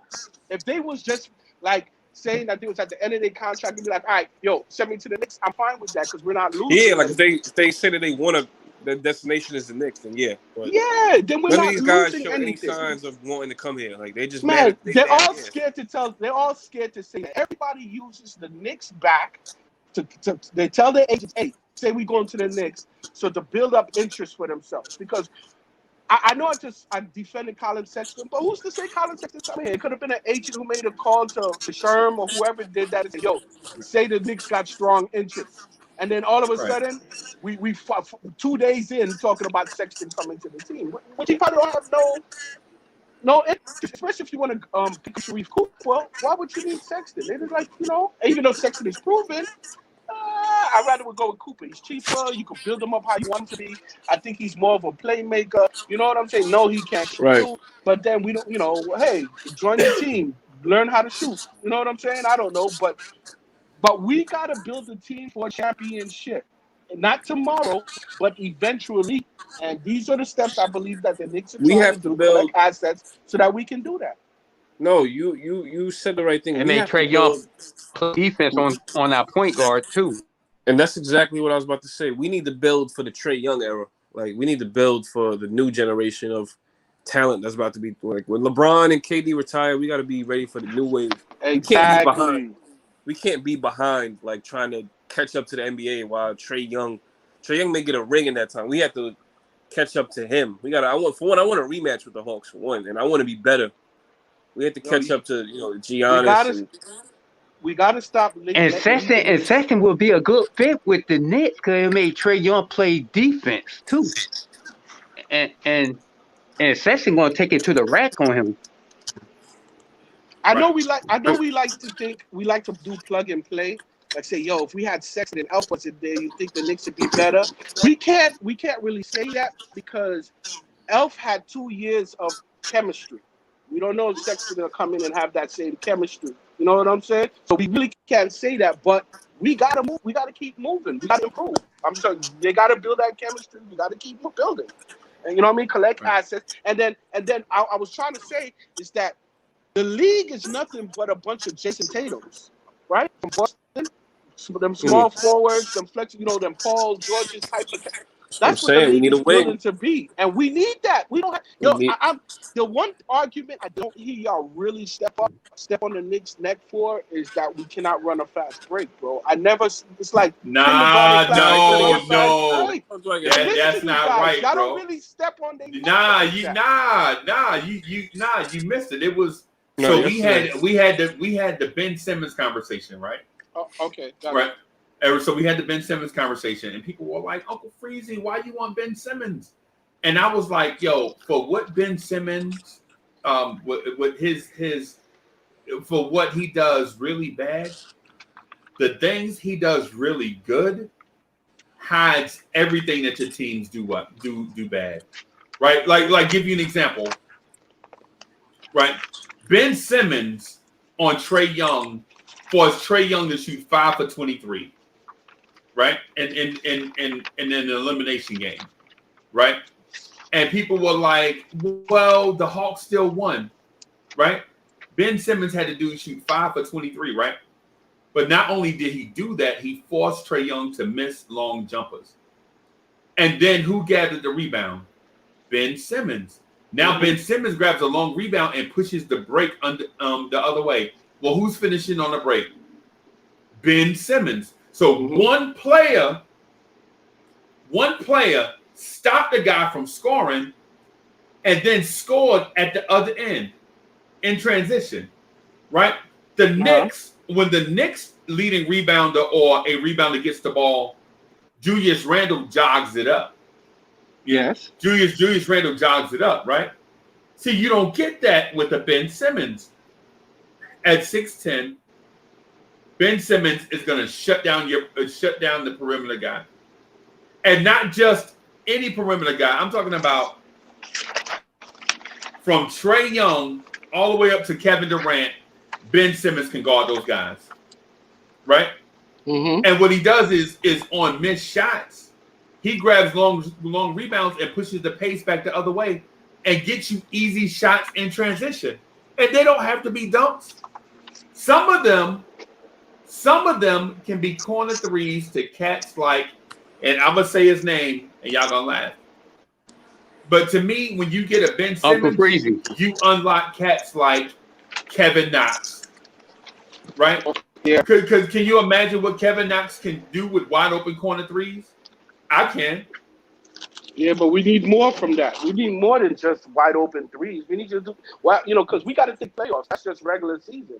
Playoffs, they're going to stop that corner three crap that you're trying to put out there. You got what else can you do? Give me something else. Right. You like dunks? Yes, I love dunks. Who doesn't? Right, but that's what I'm saying. So you get Ben Simmons finishing in transition, or the defense collapses, and you get corner threes from Reggie Bullock or Kevin Knox. That's what I'm saying is you can't just say, hey, I'm just going to push the pace real fast. You have to have tight defense on one end, force the team to miss, grab the long rebound, and push it the other way in transition.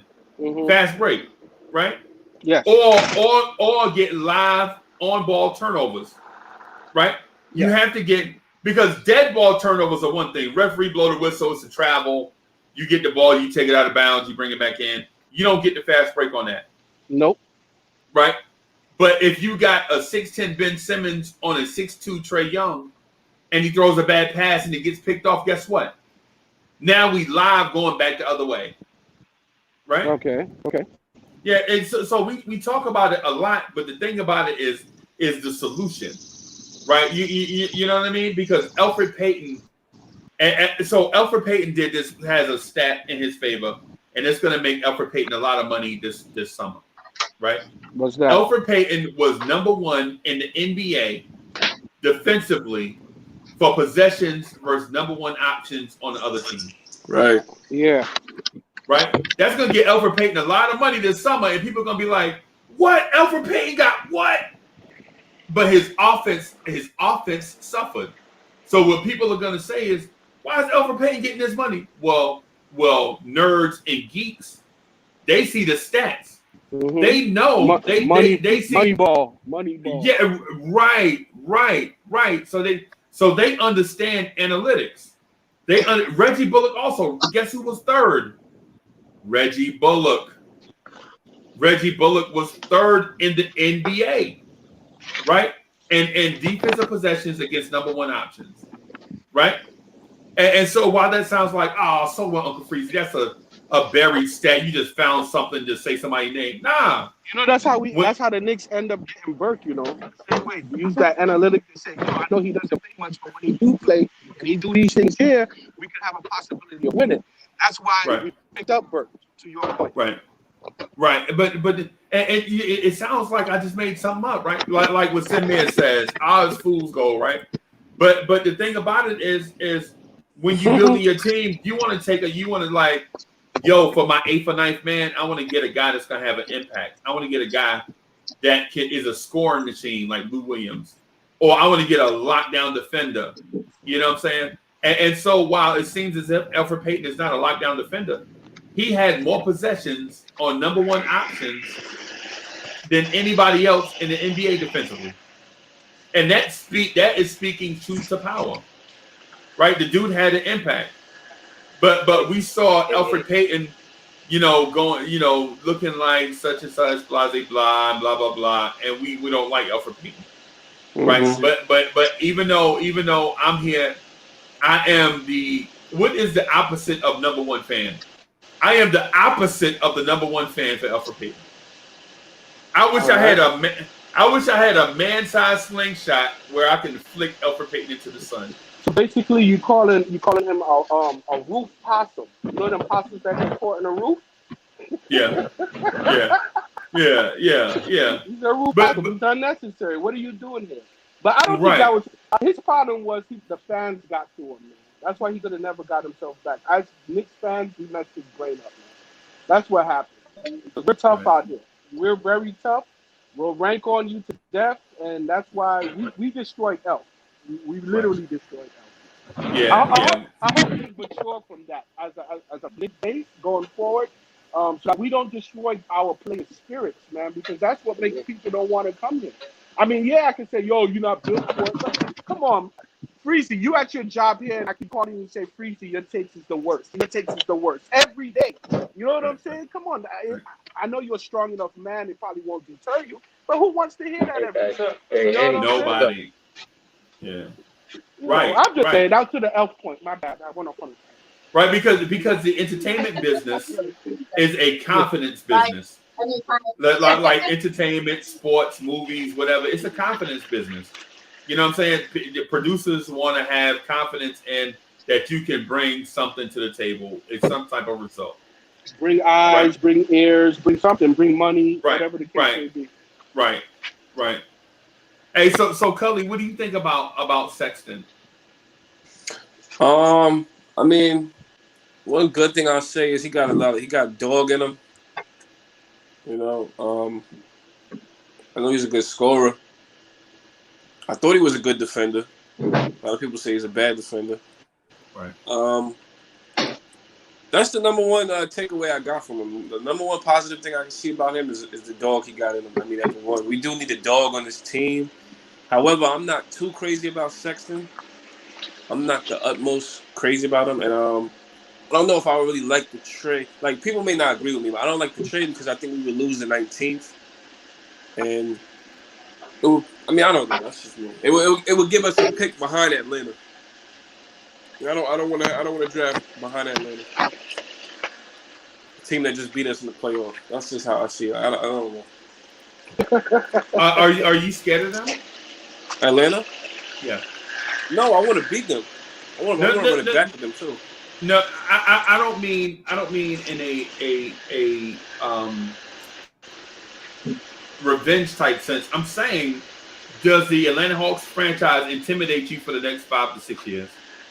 Not necessarily. However, I know that's a team that we need to be we need to try to take out in the next 5 to 6 years. I wouldn't say intimidate me though, but as a competitor, Atlanta should not intimidate you because they got far matchups or whatever.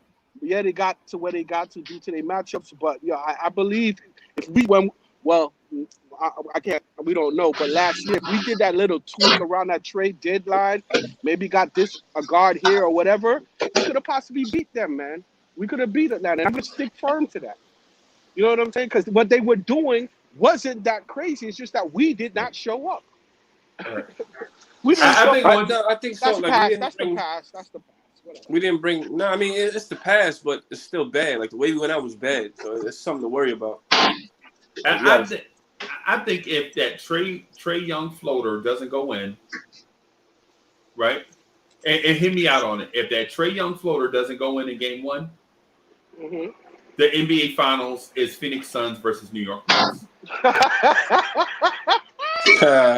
That's okay. I like that thought. I'm laughing because I like the thought. That's why I'm laughing. I like the thought. Yeah, it's okay to think that way. I can't argue with them because I enjoy that thought. Because think about the Atlanta Hawks' path in the playoffs, right? Yep. The Atlanta Hawks' path in the playoffs, right? They beat the Knicks. The Knicks were hurt. Derrick Rose was hurt. Mitchell Robinson was hurt. A whole bunch of stuff going on. The Knicks would be up if that Trae Young floater doesn't go in. We're up 2-0 going into Atlanta. We had confidence, a lot of confidence. Right. We're up 2-0. And we would have never changed up the lineup. I guarantee we would have changed up the lineup neither. We should have stayed with. Don't forget. Stay with Al. We should have stayed with him. Don't forget them last couple foul calls that went in Trae Young's favor was silly too. So you could throw that in there too. We would have won game one. We probably took game one. Right. And here's the thing too that I want to mention. If once we beat Atlanta, Mitchell Robinson comes back. Yeah. Right? Yeah. Mm-hmm. So we get Mitch back against a very injured Joel Embiid. Yeah, because I'm about to say I don't want to see Taj and Embiid. I really do not want to see that. Seriously. Mitch was on the verge of coming back. He was tweeting about it. I wish I could play. Tibbs with I don't know. Yeah, well, the thing about it is once we get past Atlanta, I think we beat Philly, and then, bro, y'all know we beat Milwaukee 2 games out of 3 this year. Oh, did we? I thought we only beat them once. Huh? I thought we only beat them once.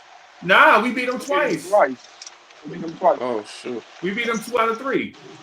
One with and one without. With Giannis, yeah. Oh, the one without Giannis. You're right. In Milwaukee, you're right. Right, and so the thing I also want to mention is I like our chance against the Phoenix Suns in the 7-game series. I like that. Well, we challenged them, so I will say that we challenged them both times. Right. So there's a lot of stuff, man, that you could go, a lot of speculation, but I'll go to my grave thinking if that floater doesn't go in, then the Knicks could have made the NBA Finals. Because the Atlanta Hawks took our pathway, and they didn't take advantage of it. I'm definitely 100% not following you to your grave. 100%. Nah, don't do that. You're right. You're absolutely correct. It's because a little. That's why I believe in us getting Sexton. This is the example, right? It's because let's say at the trade deadline, I think there was a guard available, and I don't want to lie. But if we had that guard or try to do something for that guard was exactly what we needed. I wish I remember the name right now. What we needed that would assist us in playoffs. And that's what I think. Just because we shock our own franchise, I guess our office, that they didn't think we would have been that good. And that's why you need to do plays like get Sexton. You never know how things play out. You know what I mean? People get hurt. I'm talking about playoffs now. People get hurt. People get out for seasons or whatever, can't play, whatever they contracts. That's why you got to go all out. That's why you do got to grab Sexton. You need skilled players. But I'm not saying grab Sexton and then run it back. Grab. I think we still need a center, I believe, and we still need a small forward. Grab that and then run it back. Let's see what happens then. Right. Hey. So they say I'm bugging. What I'm telling you is that the Knicks, once they get that playoff rust off. See, we didn't get a chance to, bro. We didn't cook. We didn't get to cook. We didn't get a chance. We didn't get a chance for RJ and Randall to get their playoff feet under them, right? Because before you knew it, it was over. Yeah, they burst the souffle. The souffle popped. Right. They didn't get it right. They let it cook properly. Right. Before they knew it, it was over, and now it's regrettable for both. They like, man, if we could have just got our playoff feet under us, we'd be okay, right? But before you know it, it's over. But let me bring my guy in. Duke, what's good?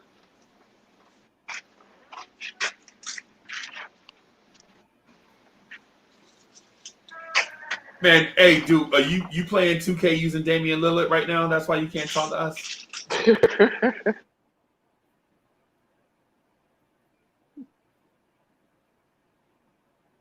Definitely. Silly things in the comments sometimes. That's what it is. So Darrell Thomas. Hey, can I say something? Yeah. Hey, they say Sexton's bad with defense, right? The whole majority of the NBA don't play defense. Well, honestly, I'm not worried. I want defense more from my wings. Yeah. I agree with that. I'm not worried about it. If it's not as long as the point guard can do the same thing the opposing point guard does, then I'm okay. But I want defense from my wings, from my perimeter. That's how I look at it. I'm not too I'm not I agree with you, Cuddy. Yeah, I'm not too worried about the point guard. I mean, Sexton can't be too bad on defense. You got to play. You got to at least. No. Yeah, he's average. I gotta trust the team, though. You think Tim is gonna leave him on the floor or in practice and he cannot, play no D? That's impossible. That's what I'm saying, Pierre. That's not going to happen. Yeah. That's a fact. Go ahead. I'm sorry. Go ahead. I apologize. Yeah, like I said, it's not going to happen. It's impossible for that to happen. Look, Knox can't get no playing time because he don't play no D. You think it's not going to happen? Our team is not built like that anymore. We're not Knox built is a that wing. anymore. Knox is a wing that can't play D. And he needed to play D, and he didn't. And he didn't. I don't know. I feel like as long as the guy can do, if the guy can do what the opposing, if the PG can do what the opposing PG does, then I'm okay with it. Sexton can averages 24, so if he's getting cooked, as long as he can cook the other point guard right back, I'm okay with it. Uncle Freezy, can I? I'm worried about defense coming from somewhere else. I'm worried about hiding him. That's what I'm worried about. You want Trey Mann, right? I know you're big on Trey Mann. Probably all of us do, right? I like Trey Mann. How does he help the Knicks in the immediate fashion, in the immediate form? He can create his own shot. Scoring, straight up scoring. Yep. So here's the thing. I think this kid could score 15 points a game from go. Just as soon as he gets his jersey, he can score 15 points a game. What position? Point guard. He's a point guard. All right, go ahead. I'm listening. Sorry. Right, and so the reason why I say Trey Mann is because you can get Trey Mann at 19, at 21, right, and then insert him behind Julius Randle and RJ Barrett, right, and then from there, say shot clock comes down, you kick out the ball to Julius Randle kicks the ball out to Trey Mann. Instead of you getting a point guard that is going to throw up a brick, now you got a point guard that can sauce up his defender and shoot the three or create a wide open three for somebody else. Okay, so you said he's 19, so your 21 pick is who? Trey Murphy. I like him. Right, and to be honest with you, I would go Trey Murphy first. I was gonna say because I would go. Atlanta may take him. Yeah, I could Trey Murphy first before he's gone. Right, I'd take Trey Murphy at 19, and then let Atlanta choose the point guard that they want, if that's where they want to go. I think they want Trey Mann too, Freezy. Right, so if they go Trey Mann, we take Sharif Cooper. You like Sharif? You like Sharif? No, not. I don't either, but I'm okay with it. I hate them. That's another small guy. I mean, I hate that I'm a small guy, but another small guy. You know why I don't like small guys? When you try to get into the rim, especially guys like that, and then you get hit and you hurt, and then you out. Like, you're like, damn, when did he get hurt? Like, when did he, you know what I'm saying? It'd be like those type of injuries. Like I used to like Isaiah Thomas. That was I used to love, but then, look, one bad injury and he can't make it back. It's like, he threw. You know, that's just me, but yeah. But that Murphy dude, the Murphy dude sound like that's what's up. We need to make that. No, Murphy is solid, yo. That's what we need to take before he's gone. Right, go ahead. But I was gonna say is but if you take Trey Mann, and then at 20 Atlanta takes Trey Murphy, then what do you do? He's gonna be hurt. You're gonna be butthurt. You take Greg Smith. I mean Greg Brown, Texas. You mean Greg Brown? Yeah. Yo. But he's So dude, what's good, man? We introduced you, man, and you was quiet. What happened? Oh yeah, I had to do something, but I don't know. You something about 2K. I didn't get to hear the whole thing. Okay. So how you doing, man? 2K. I'm tired. I'm tired, but other than that, I'm chilling. So what do you working nights? What happened? You be working nights? That's why you tired? No, I just went to sleep late. Oh, okay. Mind your business. Yeah, man. So, Duke, who are you taking? And I've asked you this before, right? But just to kick the conversation down the road, who are you taking at 19 and 21? Oh, I don't know. Like, I still want to get Josh Christopher at 21, and then I'll get another wing at 19. I could get Trey Murphy just because I feel like we're gonna get a point guard out of the draft. I don't think we're gonna draft a point guard. So I say for my three, it's between Josh Christopher, Trey Murphy, and Isaiah Jackson. Isaiah Jackson from North Carolina? Kentucky. Yeah, Kentucky. Yeah, you see that sounds like Hadouken. That sounds right. Like I said, we're gonna be I ain't gonna be disappointed, but at the draft, I don't think we'll take a point guard. I think it's gonna be just what you just said. Yeah, I think the Trey Murphy or Isaiah. I think that's how it's gonna be, and then we're gonna be like, yeah, this is a mess up. If Nah, I'm 1921. I think the Knicks are really gonna go by that notion, wings and shooters. That's why I think that's what they're gonna be looking for, wings and shooters, like how he wants it. Yeah, I think so too. I don't think Tibbs was hiding. I don't think he was trying to throw us off. He meant exactly what he said. We're gonna get the wings and some shooters, and we're gonna be moving from there. I believe that. The guard stuff. You know why? Because Tibbs is so methodical. He needs a coach on the court. And right now, He wants a veteran guard who he can trust. Exactly. To be like, yo, I need this run. We got to get it like this. Otherwise, we're gonna have to have Randall running the point again, and I don't want that. Yeah, I don't want Randall running no point. I don't want him. I want him to just set up and score, and that's it, man. Playmaking half-court transition. That's it. I don't want him bringing the ball up. None of that. None of that. Man. Right. No, I wouldn't say. I'm not gonna say completely do away with Randall pushing the ball after a rebound.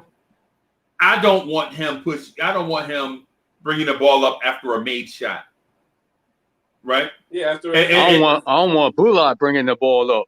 Oh, I don't want Bullock. No, he's never bringing the ball up. Yeah, Bullock don't want to bring the ball up. You see, every time he try to bring them 1-2 dribbles and pass, I never saw that like that. Yo, Chop Low is in the building. Shout out to Chop Low. Chop Low was good. Chop, listen. You got to start back. You didn't text me the other day, Chop, and I'm frustrated by that. Right? I'm just telling Chop Low right now, and on in front of everybody. I'm frustrated that Chop Low didn't text me the other day, and I don't be wanting 1,000 texts from everybody. You know what I'm saying? But Chop Low is my guy. Chop Low, you know what it is. Chop Low with a plate of food. Yeah, Chop, what's good? Chop always got a nice plate of food. Ask him. Yeah. So I'm asking Hadouken this. Why are we taking Josh Christopher at 21? And what are we doing at 19? What are we doing? What's the strategy there? I don't know. That's a good question. Isaiah Jackson. The Josh Christopher thing is that I see a lot of potential in Josh Christopher, and the main thing he needs to fix is his shooting. Like his shooting is like 30-something% from the three, low 30s, but it's like. He's a really good driver, and he has a good dribbling package and handle, good finishing ability. He's athletic too at the same time. I think he will be good off the bench at the shooting guard. And can he play defense? Not yet. Not yet. It's He's okay. athletic though, bro. He's athletic. Well, Tibbs don't want him. I don't know about that, but yeah. Well, I think he's gonna be good in the future, even though he is a shooting guard. I mean, he's 6'4". I would never mind if they would like run the lineup with like RJ and him at the same time. I wouldn't mind RJ sliding to the 3 in those moments because Christopher won't start. Like I don't think that 1921 will only start if we don't get any vets. I don't think they're just gonna start off rip. Like if it's Trey Murphy, if it's Josh Christopher, it really depends. Like I wouldn't mind getting Christopher at 32, but in that range, it really is just who you want. They could all go whatever order towards the range that we're at, because he's projected to go like around that around our pick, but we all know that in the actual draft, that's not how it works.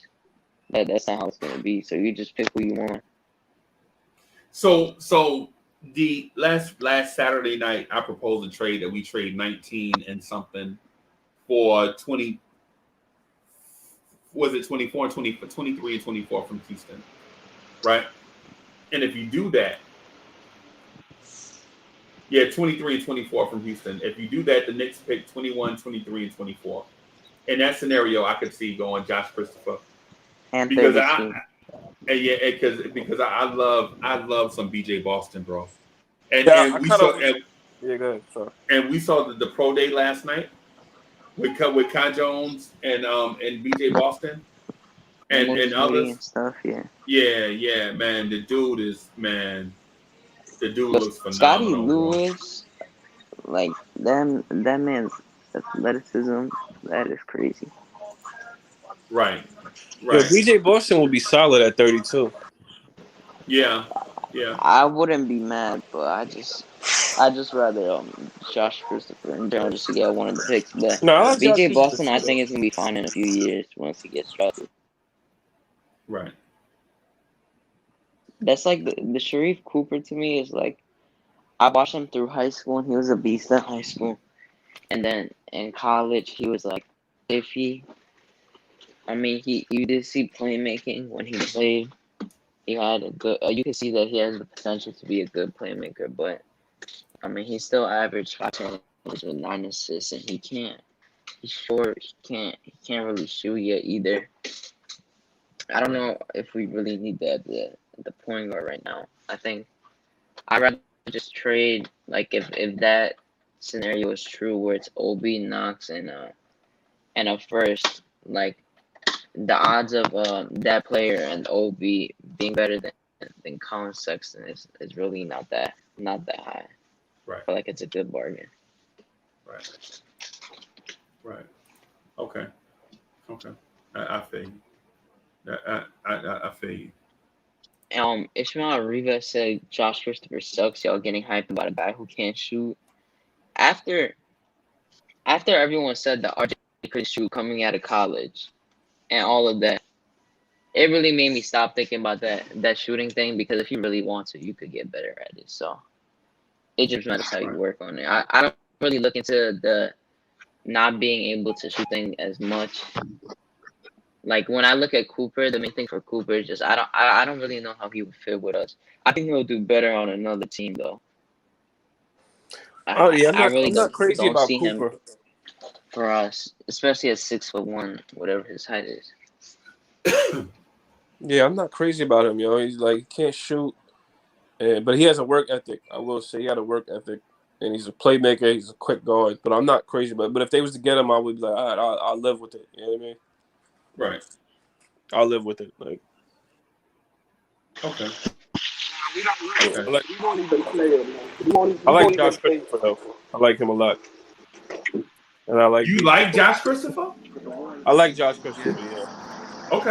Okay. All right. Not at the point guard. He's more of a shooting guard, but I like him for 32. Nah, he is a shooter. He's a shooting guard. He's a shooting guard, but I like him for 32. He got defensive upside. I do. You said he's a starting. He could start. He could start. No. No. I said I don't think any of the picks from 19 and 21 are gonna start with 32 unless we don't get a vet. Yeah. And we really What about need to start. I was looking at Murphy. He has to start. I'm about to say Trey Murphy. I think he could eventually And we start need like that. one day. We For a team, he need could that start type one of day. player. At one point, yeah. I think he would probably be more likely to start, yeah, but I don't think right away. I think we're still gonna give one of these vets probably a role as a starter. That's what makes me so mad, yo. That's why I like that's why I wish free agency was before the draft, because what's gonna end up happening, we're gonna do whatever in the draft, and they're gonna bring back what's your man's name? Not Bullock, the other one, Burke. We're gonna end up bringing Burke back. Yeah, even because he's still a guy of need. We still need that. If nobody picks him up, we do need a scorer. Yeah, we can't. You know what I mean? We can't throw Burke away that quickly. You know, if we could afford him. But I'm just saying, because we need those. We still need players that way. If we don't pick nobody up like that, and then you say when we do, now we're not gonna play them right away because they. It's like, what is this? The yin and the yang. You something got to give. I'm okay with getting rid of Bullock though. That's just me, but I feel you. Yeah, Bullock is just like, I have no problem with him being off the bench. He's just not a starter. That's my only beef with him. Three. We ask him to play something he's not. Right. That's the only thing with him. Like he does solid for what he is. But at the end of the day, like, we need to try to get a starting small forward. We did the same thing with Peyton. Like, we asked Peyton to be a starter. You know what I mean? Like, that's why we really need to upgrade his guard position soon. But I know we're probably going to do that in free agency, which I'm okay with as long as they do it, as long as they prioritize it. Like, I don't want them to go away from it like they did last offseason, and then we ended up re-signing Peyton. Because we clearly supposed to do that when we drafted Obi. Yeah, like, I mean, that Trey Murphy thing, like, I like Josh Christopher, but I mean, if we had that pick, not 21 or 19, and we picked him, I wouldn't be mad just because we do need a true wing at the same time. Because some people are scared to move RJ to the 3. If we had to play them together, what happened? Yeah, I'm included in that too. Are y'all scared because he's too slow? Nah, I just don't think. I think he should. Forward? I know that everyone says that he could overpower his shooting guard match compared to a small forward matchup. That's definitely true, but I'm just not as scared to be able to try to gamble on that over just like not picking anyone. I think he should just. I think you should move him to. I'm not moving to 3, but I think you could do that later in his career. Yeah, like not now. Yeah, I think he's. I don't know. I think he might be grow. I don't know if they're moving RJ to grow into a 3, because I don't know if anyone saw like the Canada games. He looked like he bulked up a little more. I talked with a few people about it. He looked like he gained a little more. I don't know if they're trying to move him to the 3.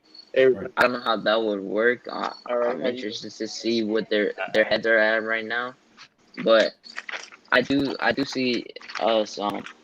Trey Murphy is definitely a good choice for us to pick at either pick that we have, because he is that wing that could 3 and D. Hadouken, let me ask you a question, because you seem very wise. I listen to you a lot. You seem wise. What is the difference, the real difference in today's NBA between shooting guard and small forward? Is the in defense. Today's NBA, it's the defense. On who? Yeah, it's Which the one? 3 and D. The 3 and D. 3 and D. The small forward playing really small forward. Yeah. The small forward. You usually look at your small forward now. They gotta have defense, and then they gotta have a little bit of shooting too. But then the shooting guard, they have to shoot. Like, if they're not able to shoot, people don't want them. So are we saying that RJ is don't play good defense? What happened? Are we saying that RJ? I'm asking you a question. I'm not saying you said this. I said, are we saying that RJ doesn't play good I didn't defense? hear. That's why. Yeah. Are we saying RJ don't play good defense? I think he's gonna grow into being a pretty good defender, but he just had problems with his He was better in the beginning of the season until he got that ankle injury, and then you could tell like it got more iffy, and his stance was a lot worse, and he couldn't stay with some opponents. But I did think see that. that's the thing. Like, I think he could play two right now, and then if they really wanted to, they could play him at 3 and see how it goes. That's Playing why the I wouldn't Nuggets. mind that. That's why I had a problem when y'all was doing your draft. Why would y'all want Kelly Oubre? Why would you want Kelly Oubre if you saying that RJ plays deep? We need a better defensive person, and Kelly Oubre won't bring that to us. You know what I'm saying? That's Oubre why is a y'all. good defender though. Nah, where you see that at? Nah, my main beef with Kelly is not his personal skill. It's just that he's a lefty. Yeah, he's a lefty, and I already think that Randall and RJ are already enough as a lefty. Because I think it's known that if, like, I know people could say like righties are also like that, but nah, it's completely different in the NBA with lefties, especially those that play in the same space. Because Randall and RJ just play in the same space. They don't, especially like Randall, he gets to his spots, and it's kind of like in the place where RJ will be working around, trying to go into the basket, but they don't really have the opportunity to work it that way. So I don't know how it will work with Oubre. So that Denver Nuggets game showed us why we can't be small like that. Right. Well, I didn't forget that game. Yeah, that Nuggets game. But that Nuggets game was weird because Tibbs, for some reason, was making RJ guard the 4. Right. He was making RJ guard Aaron Gordon for some reason, which makes no sense to me. It kind of would have been tough for him anyway because you got Michael Porter at the 3. And I forgot who they had at the 2. I don't think they just have a very tall lineup. Right. Yeah. But he actually did better, though, as the game went on. Like, Aaron Gordon scored on him a few times in the beginning, but then other than that, I think he did pretty well guarding him. Right. Question, Hadouken, one more. So then, who do no matter where they could be taken in the draft, who's the best small forward in the draft that plays D, or the best defensive small forward in the draft? It's probably Scotty Barnes. I guess the panel. I'm asking the panel, I guess. It's Scotty Barnes. Barnes. Probably Scotty or Trey. Trey's a really good defender. I'm not even exaggerating, but Scotty's up there. Scotty may be a little bit more versatile than Trey as far as defending, because he could probably defend. Yeah. Other positions too. Like you think. Oh, what's the name of a good defender too? Let me give credit to some guys. Usman Garuba. They say he can guard 1 through 5. You know, the guy from overseas. He could guard 1 through 5. Yeah. What position? What position? Well, I mean, what position in the draft they say he could be taken? He's probably going to fall at 10, 12. They say the Spurs might get him in at 10 or 12, 11. And Scotty? Garuba, I don't like Garuba. I like Garuba, though. I don't know. I like. What do you think Scotty's going to take? I don't know. Where he's going to be? Like 4 or 5. I don't see a lot of skill in Garuba. I see a lot of like natural like bodying. Like I don't see a lot of skill in paint. The main thing that probably intrigues people is that he could guard 1 through 5. But other than that, I don't really see much. And you his free throw looks like his jumper doesn't look like he could really be able to shoot. Like he has a very ugly jumper at the same time. So no, he can't shoot at all. He can't shoot at all. Yeah. Who y'all and he's a 4, so I don't know. In today's NBA, you gotta be able to shoot 2 at 4. So I don't know. Usman Garuba.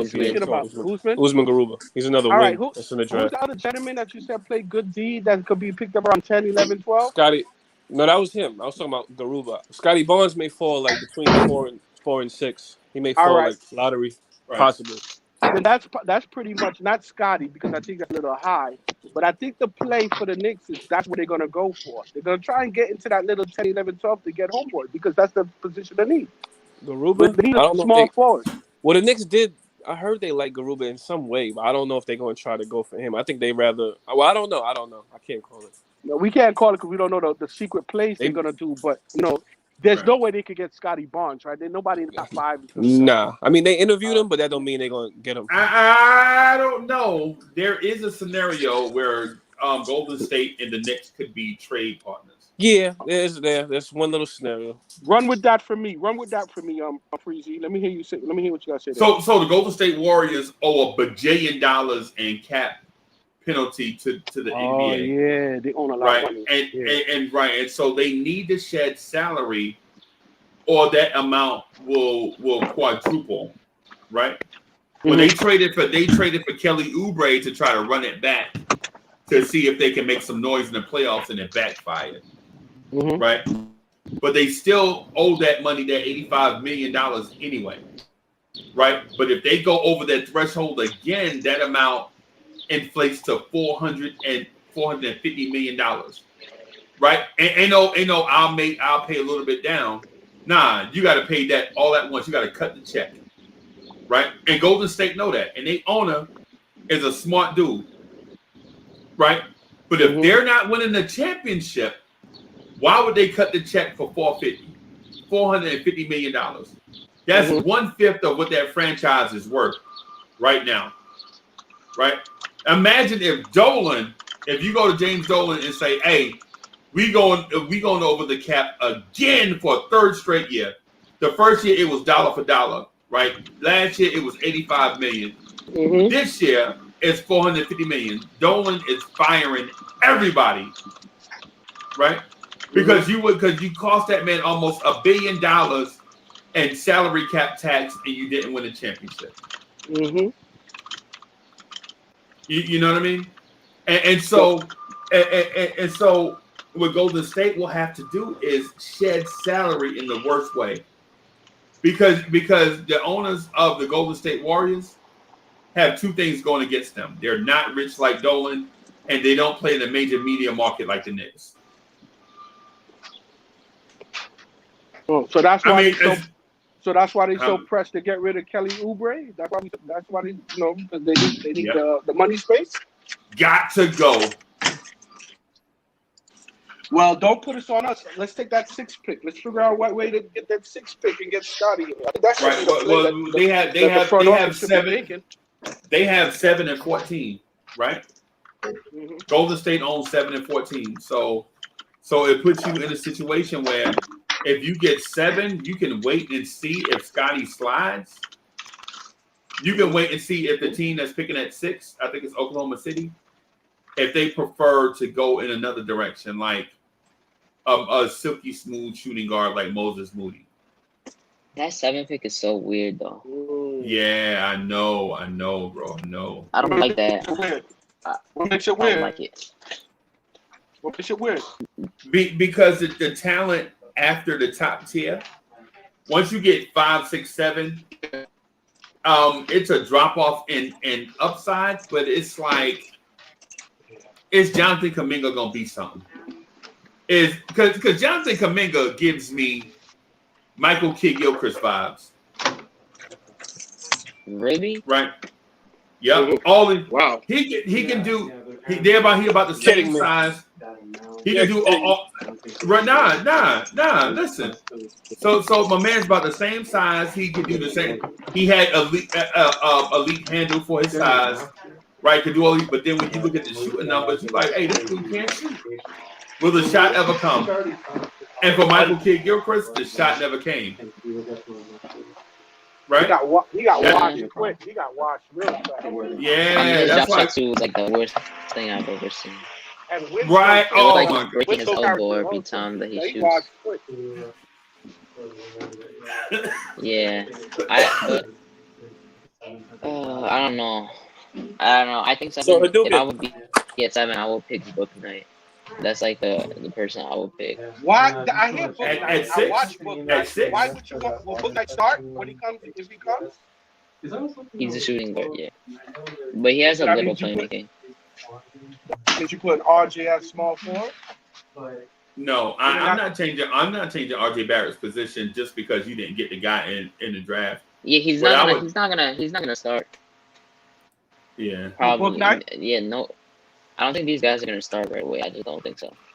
If you go that high, bro, that's the point. If you're gonna go attack that high, you're attacking for a starter. You're not attacking just to say, "Oh, okay, sit in the bench and wait for you for a few years." We want. I mean, started, but I don't know if. But if you had 7, and y'all was talking about if Scotty could be there, why wouldn't Scotty be able to be the starter? I don't know. I think it depends. Like, they could just do that and move RJ to the 3, but it all depends on who else they get. I don't know.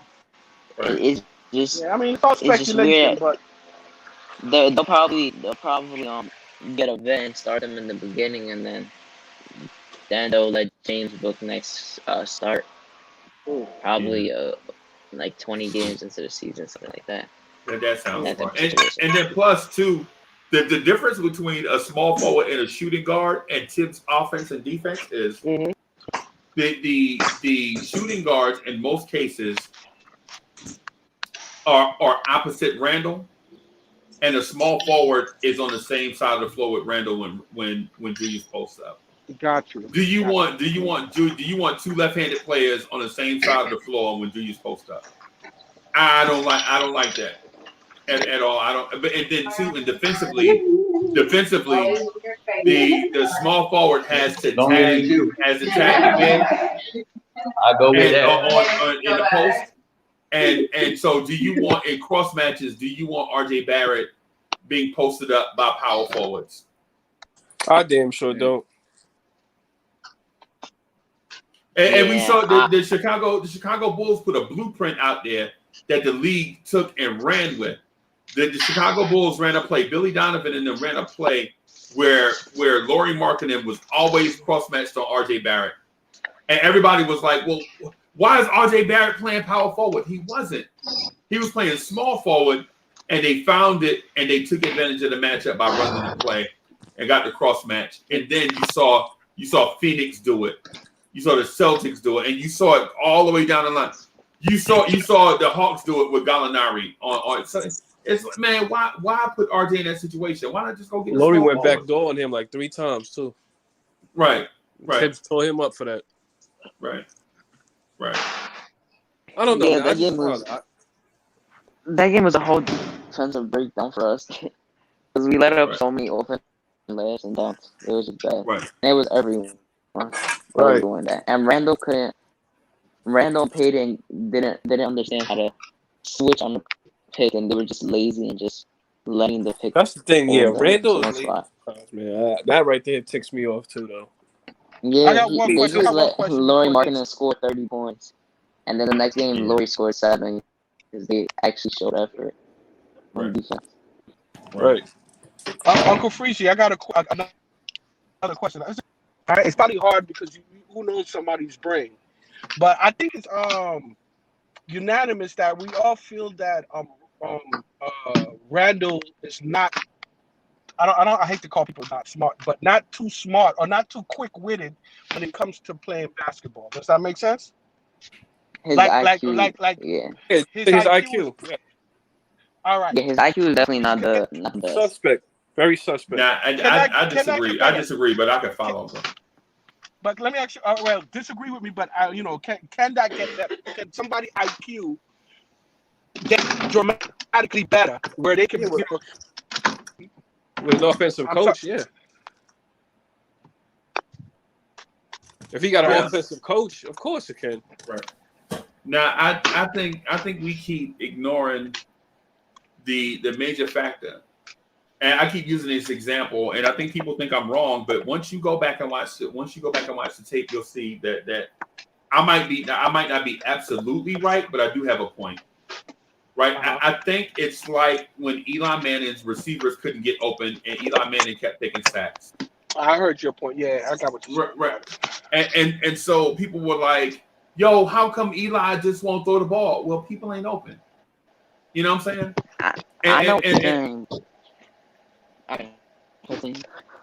I was just saying that and Julius Randle's defense, the double team came. And the options were kick it out to Elfrid Payton, kick it out to Reggie Bullock, kick it out to Nerlens Noel. And people are like, whoa, why don't he just do it faster? Man, with 5 seconds left on the shot clock, you want Reggie Bullock creating his own shot off the dribble? Mm-hmm. You want Elfrid Payton creating his own shot off the dribble? Even better. Nerlens Noel? You want Nerlens Noel? They had to put Nerlens Noel at the top of the key, because Nerlens Noel literally clogged the paint. So they were like, no, stand up at the top of the key. But Nerlens Noel's man didn't go with him. Mm-hmm. You know what I'm saying? And so people are like, well, Julius Randle hold the ball too long. He a slow decision maker. Nah, bro. when you if Julius Randle was playing with Colin Sexton or what other point guards y'all said? Y'all said Lonzo Ball. No, I didn't say Lonzo. Trey Mann, Kyle Lowry. Yeah. It'd be easier for Randle to get rid of the ball because if he kicked it out to him, they would at least do something with the basketball, create a shot for themselves or others. But when you kick it out to Elfrid Payton, what are you gonna get? Elfrid Payton. See, I know what you're saying, but it's not just like it's not that like we saw so many times during the games where he just gets so many turnovers because he doesn't know how to pass the ball properly, and like he just doesn't look to pass at the right time. Like he waits too long. Right. And also he at 4 quarters, the last 2 minutes, he was just like, I remember this one game, he was getting clamped, and there was actually people open, but he just takes a fadeaway shot and he bricks, and with less than a minute left when we were down, and he just does stuff like that. Like, that has to do with your IQ. Like I don't know. Can we mute CDC? Can you mute yourself? Because I can't hear Hadouken good, bro. Yeah, I got to run, man. I got to get out of here. I got to do something with the missus, y'all. I hate to cut it off right here, but here go Uncle Freezy. Always got to run. Yeah, bro, y'all know how I go, man. And I'm trying to work on a video and trying to put a new show together. So it's a bunch of stuff, man. I'm gonna probably get about 47 minutes of sleep and then get up and go right back to work, bro. Trying to do the channel, trying to work, trying to do outside production and all that stuff. Hey, Cully, you do music? I see that jump shot. So you saw what? You do music? Yeah. Hey, you think you could do something for us? Yeah. Where we'll have to get together. What's your social? Not just social security number. To make beats, you need a social security number? No, bro. I ain't the feds, bro. Tell you about to give it to you too. No, I'm talking about. I wanted to hit him up. So I wanted to DM him so we can get together. No, I sent you a message, my Instagram. Okay. Oh, okay. I got you. My IG handle, yeah. Okay. I'm gonna hit you up later on. Yeah, no doubt, brother. Hey, thank you everybody for coming through. Me and Miss Mocha gonna get out of here and do something real quick before I come back and finish up this video. I'm gonna try to post it today or tomorrow. Hey Duke, we're gonna try to start back the Knicks at Night podcast, bro. We got to get back. We got to get back on the grind, man, because I miss it too much. I love it too much. Yeah, you know what I'm saying? Yeah, that's a good time. Yeah, man. I wish I still work nights. I would have linked up with y'all. I don't work nights no more. I'm up at 3 a.m. Oh man, that's crazy. No. But gotta make that bread though. Gotta make that bread. Yep. So hey, I'm gonna let y'all rock, man. Hey, thanks everybody for coming.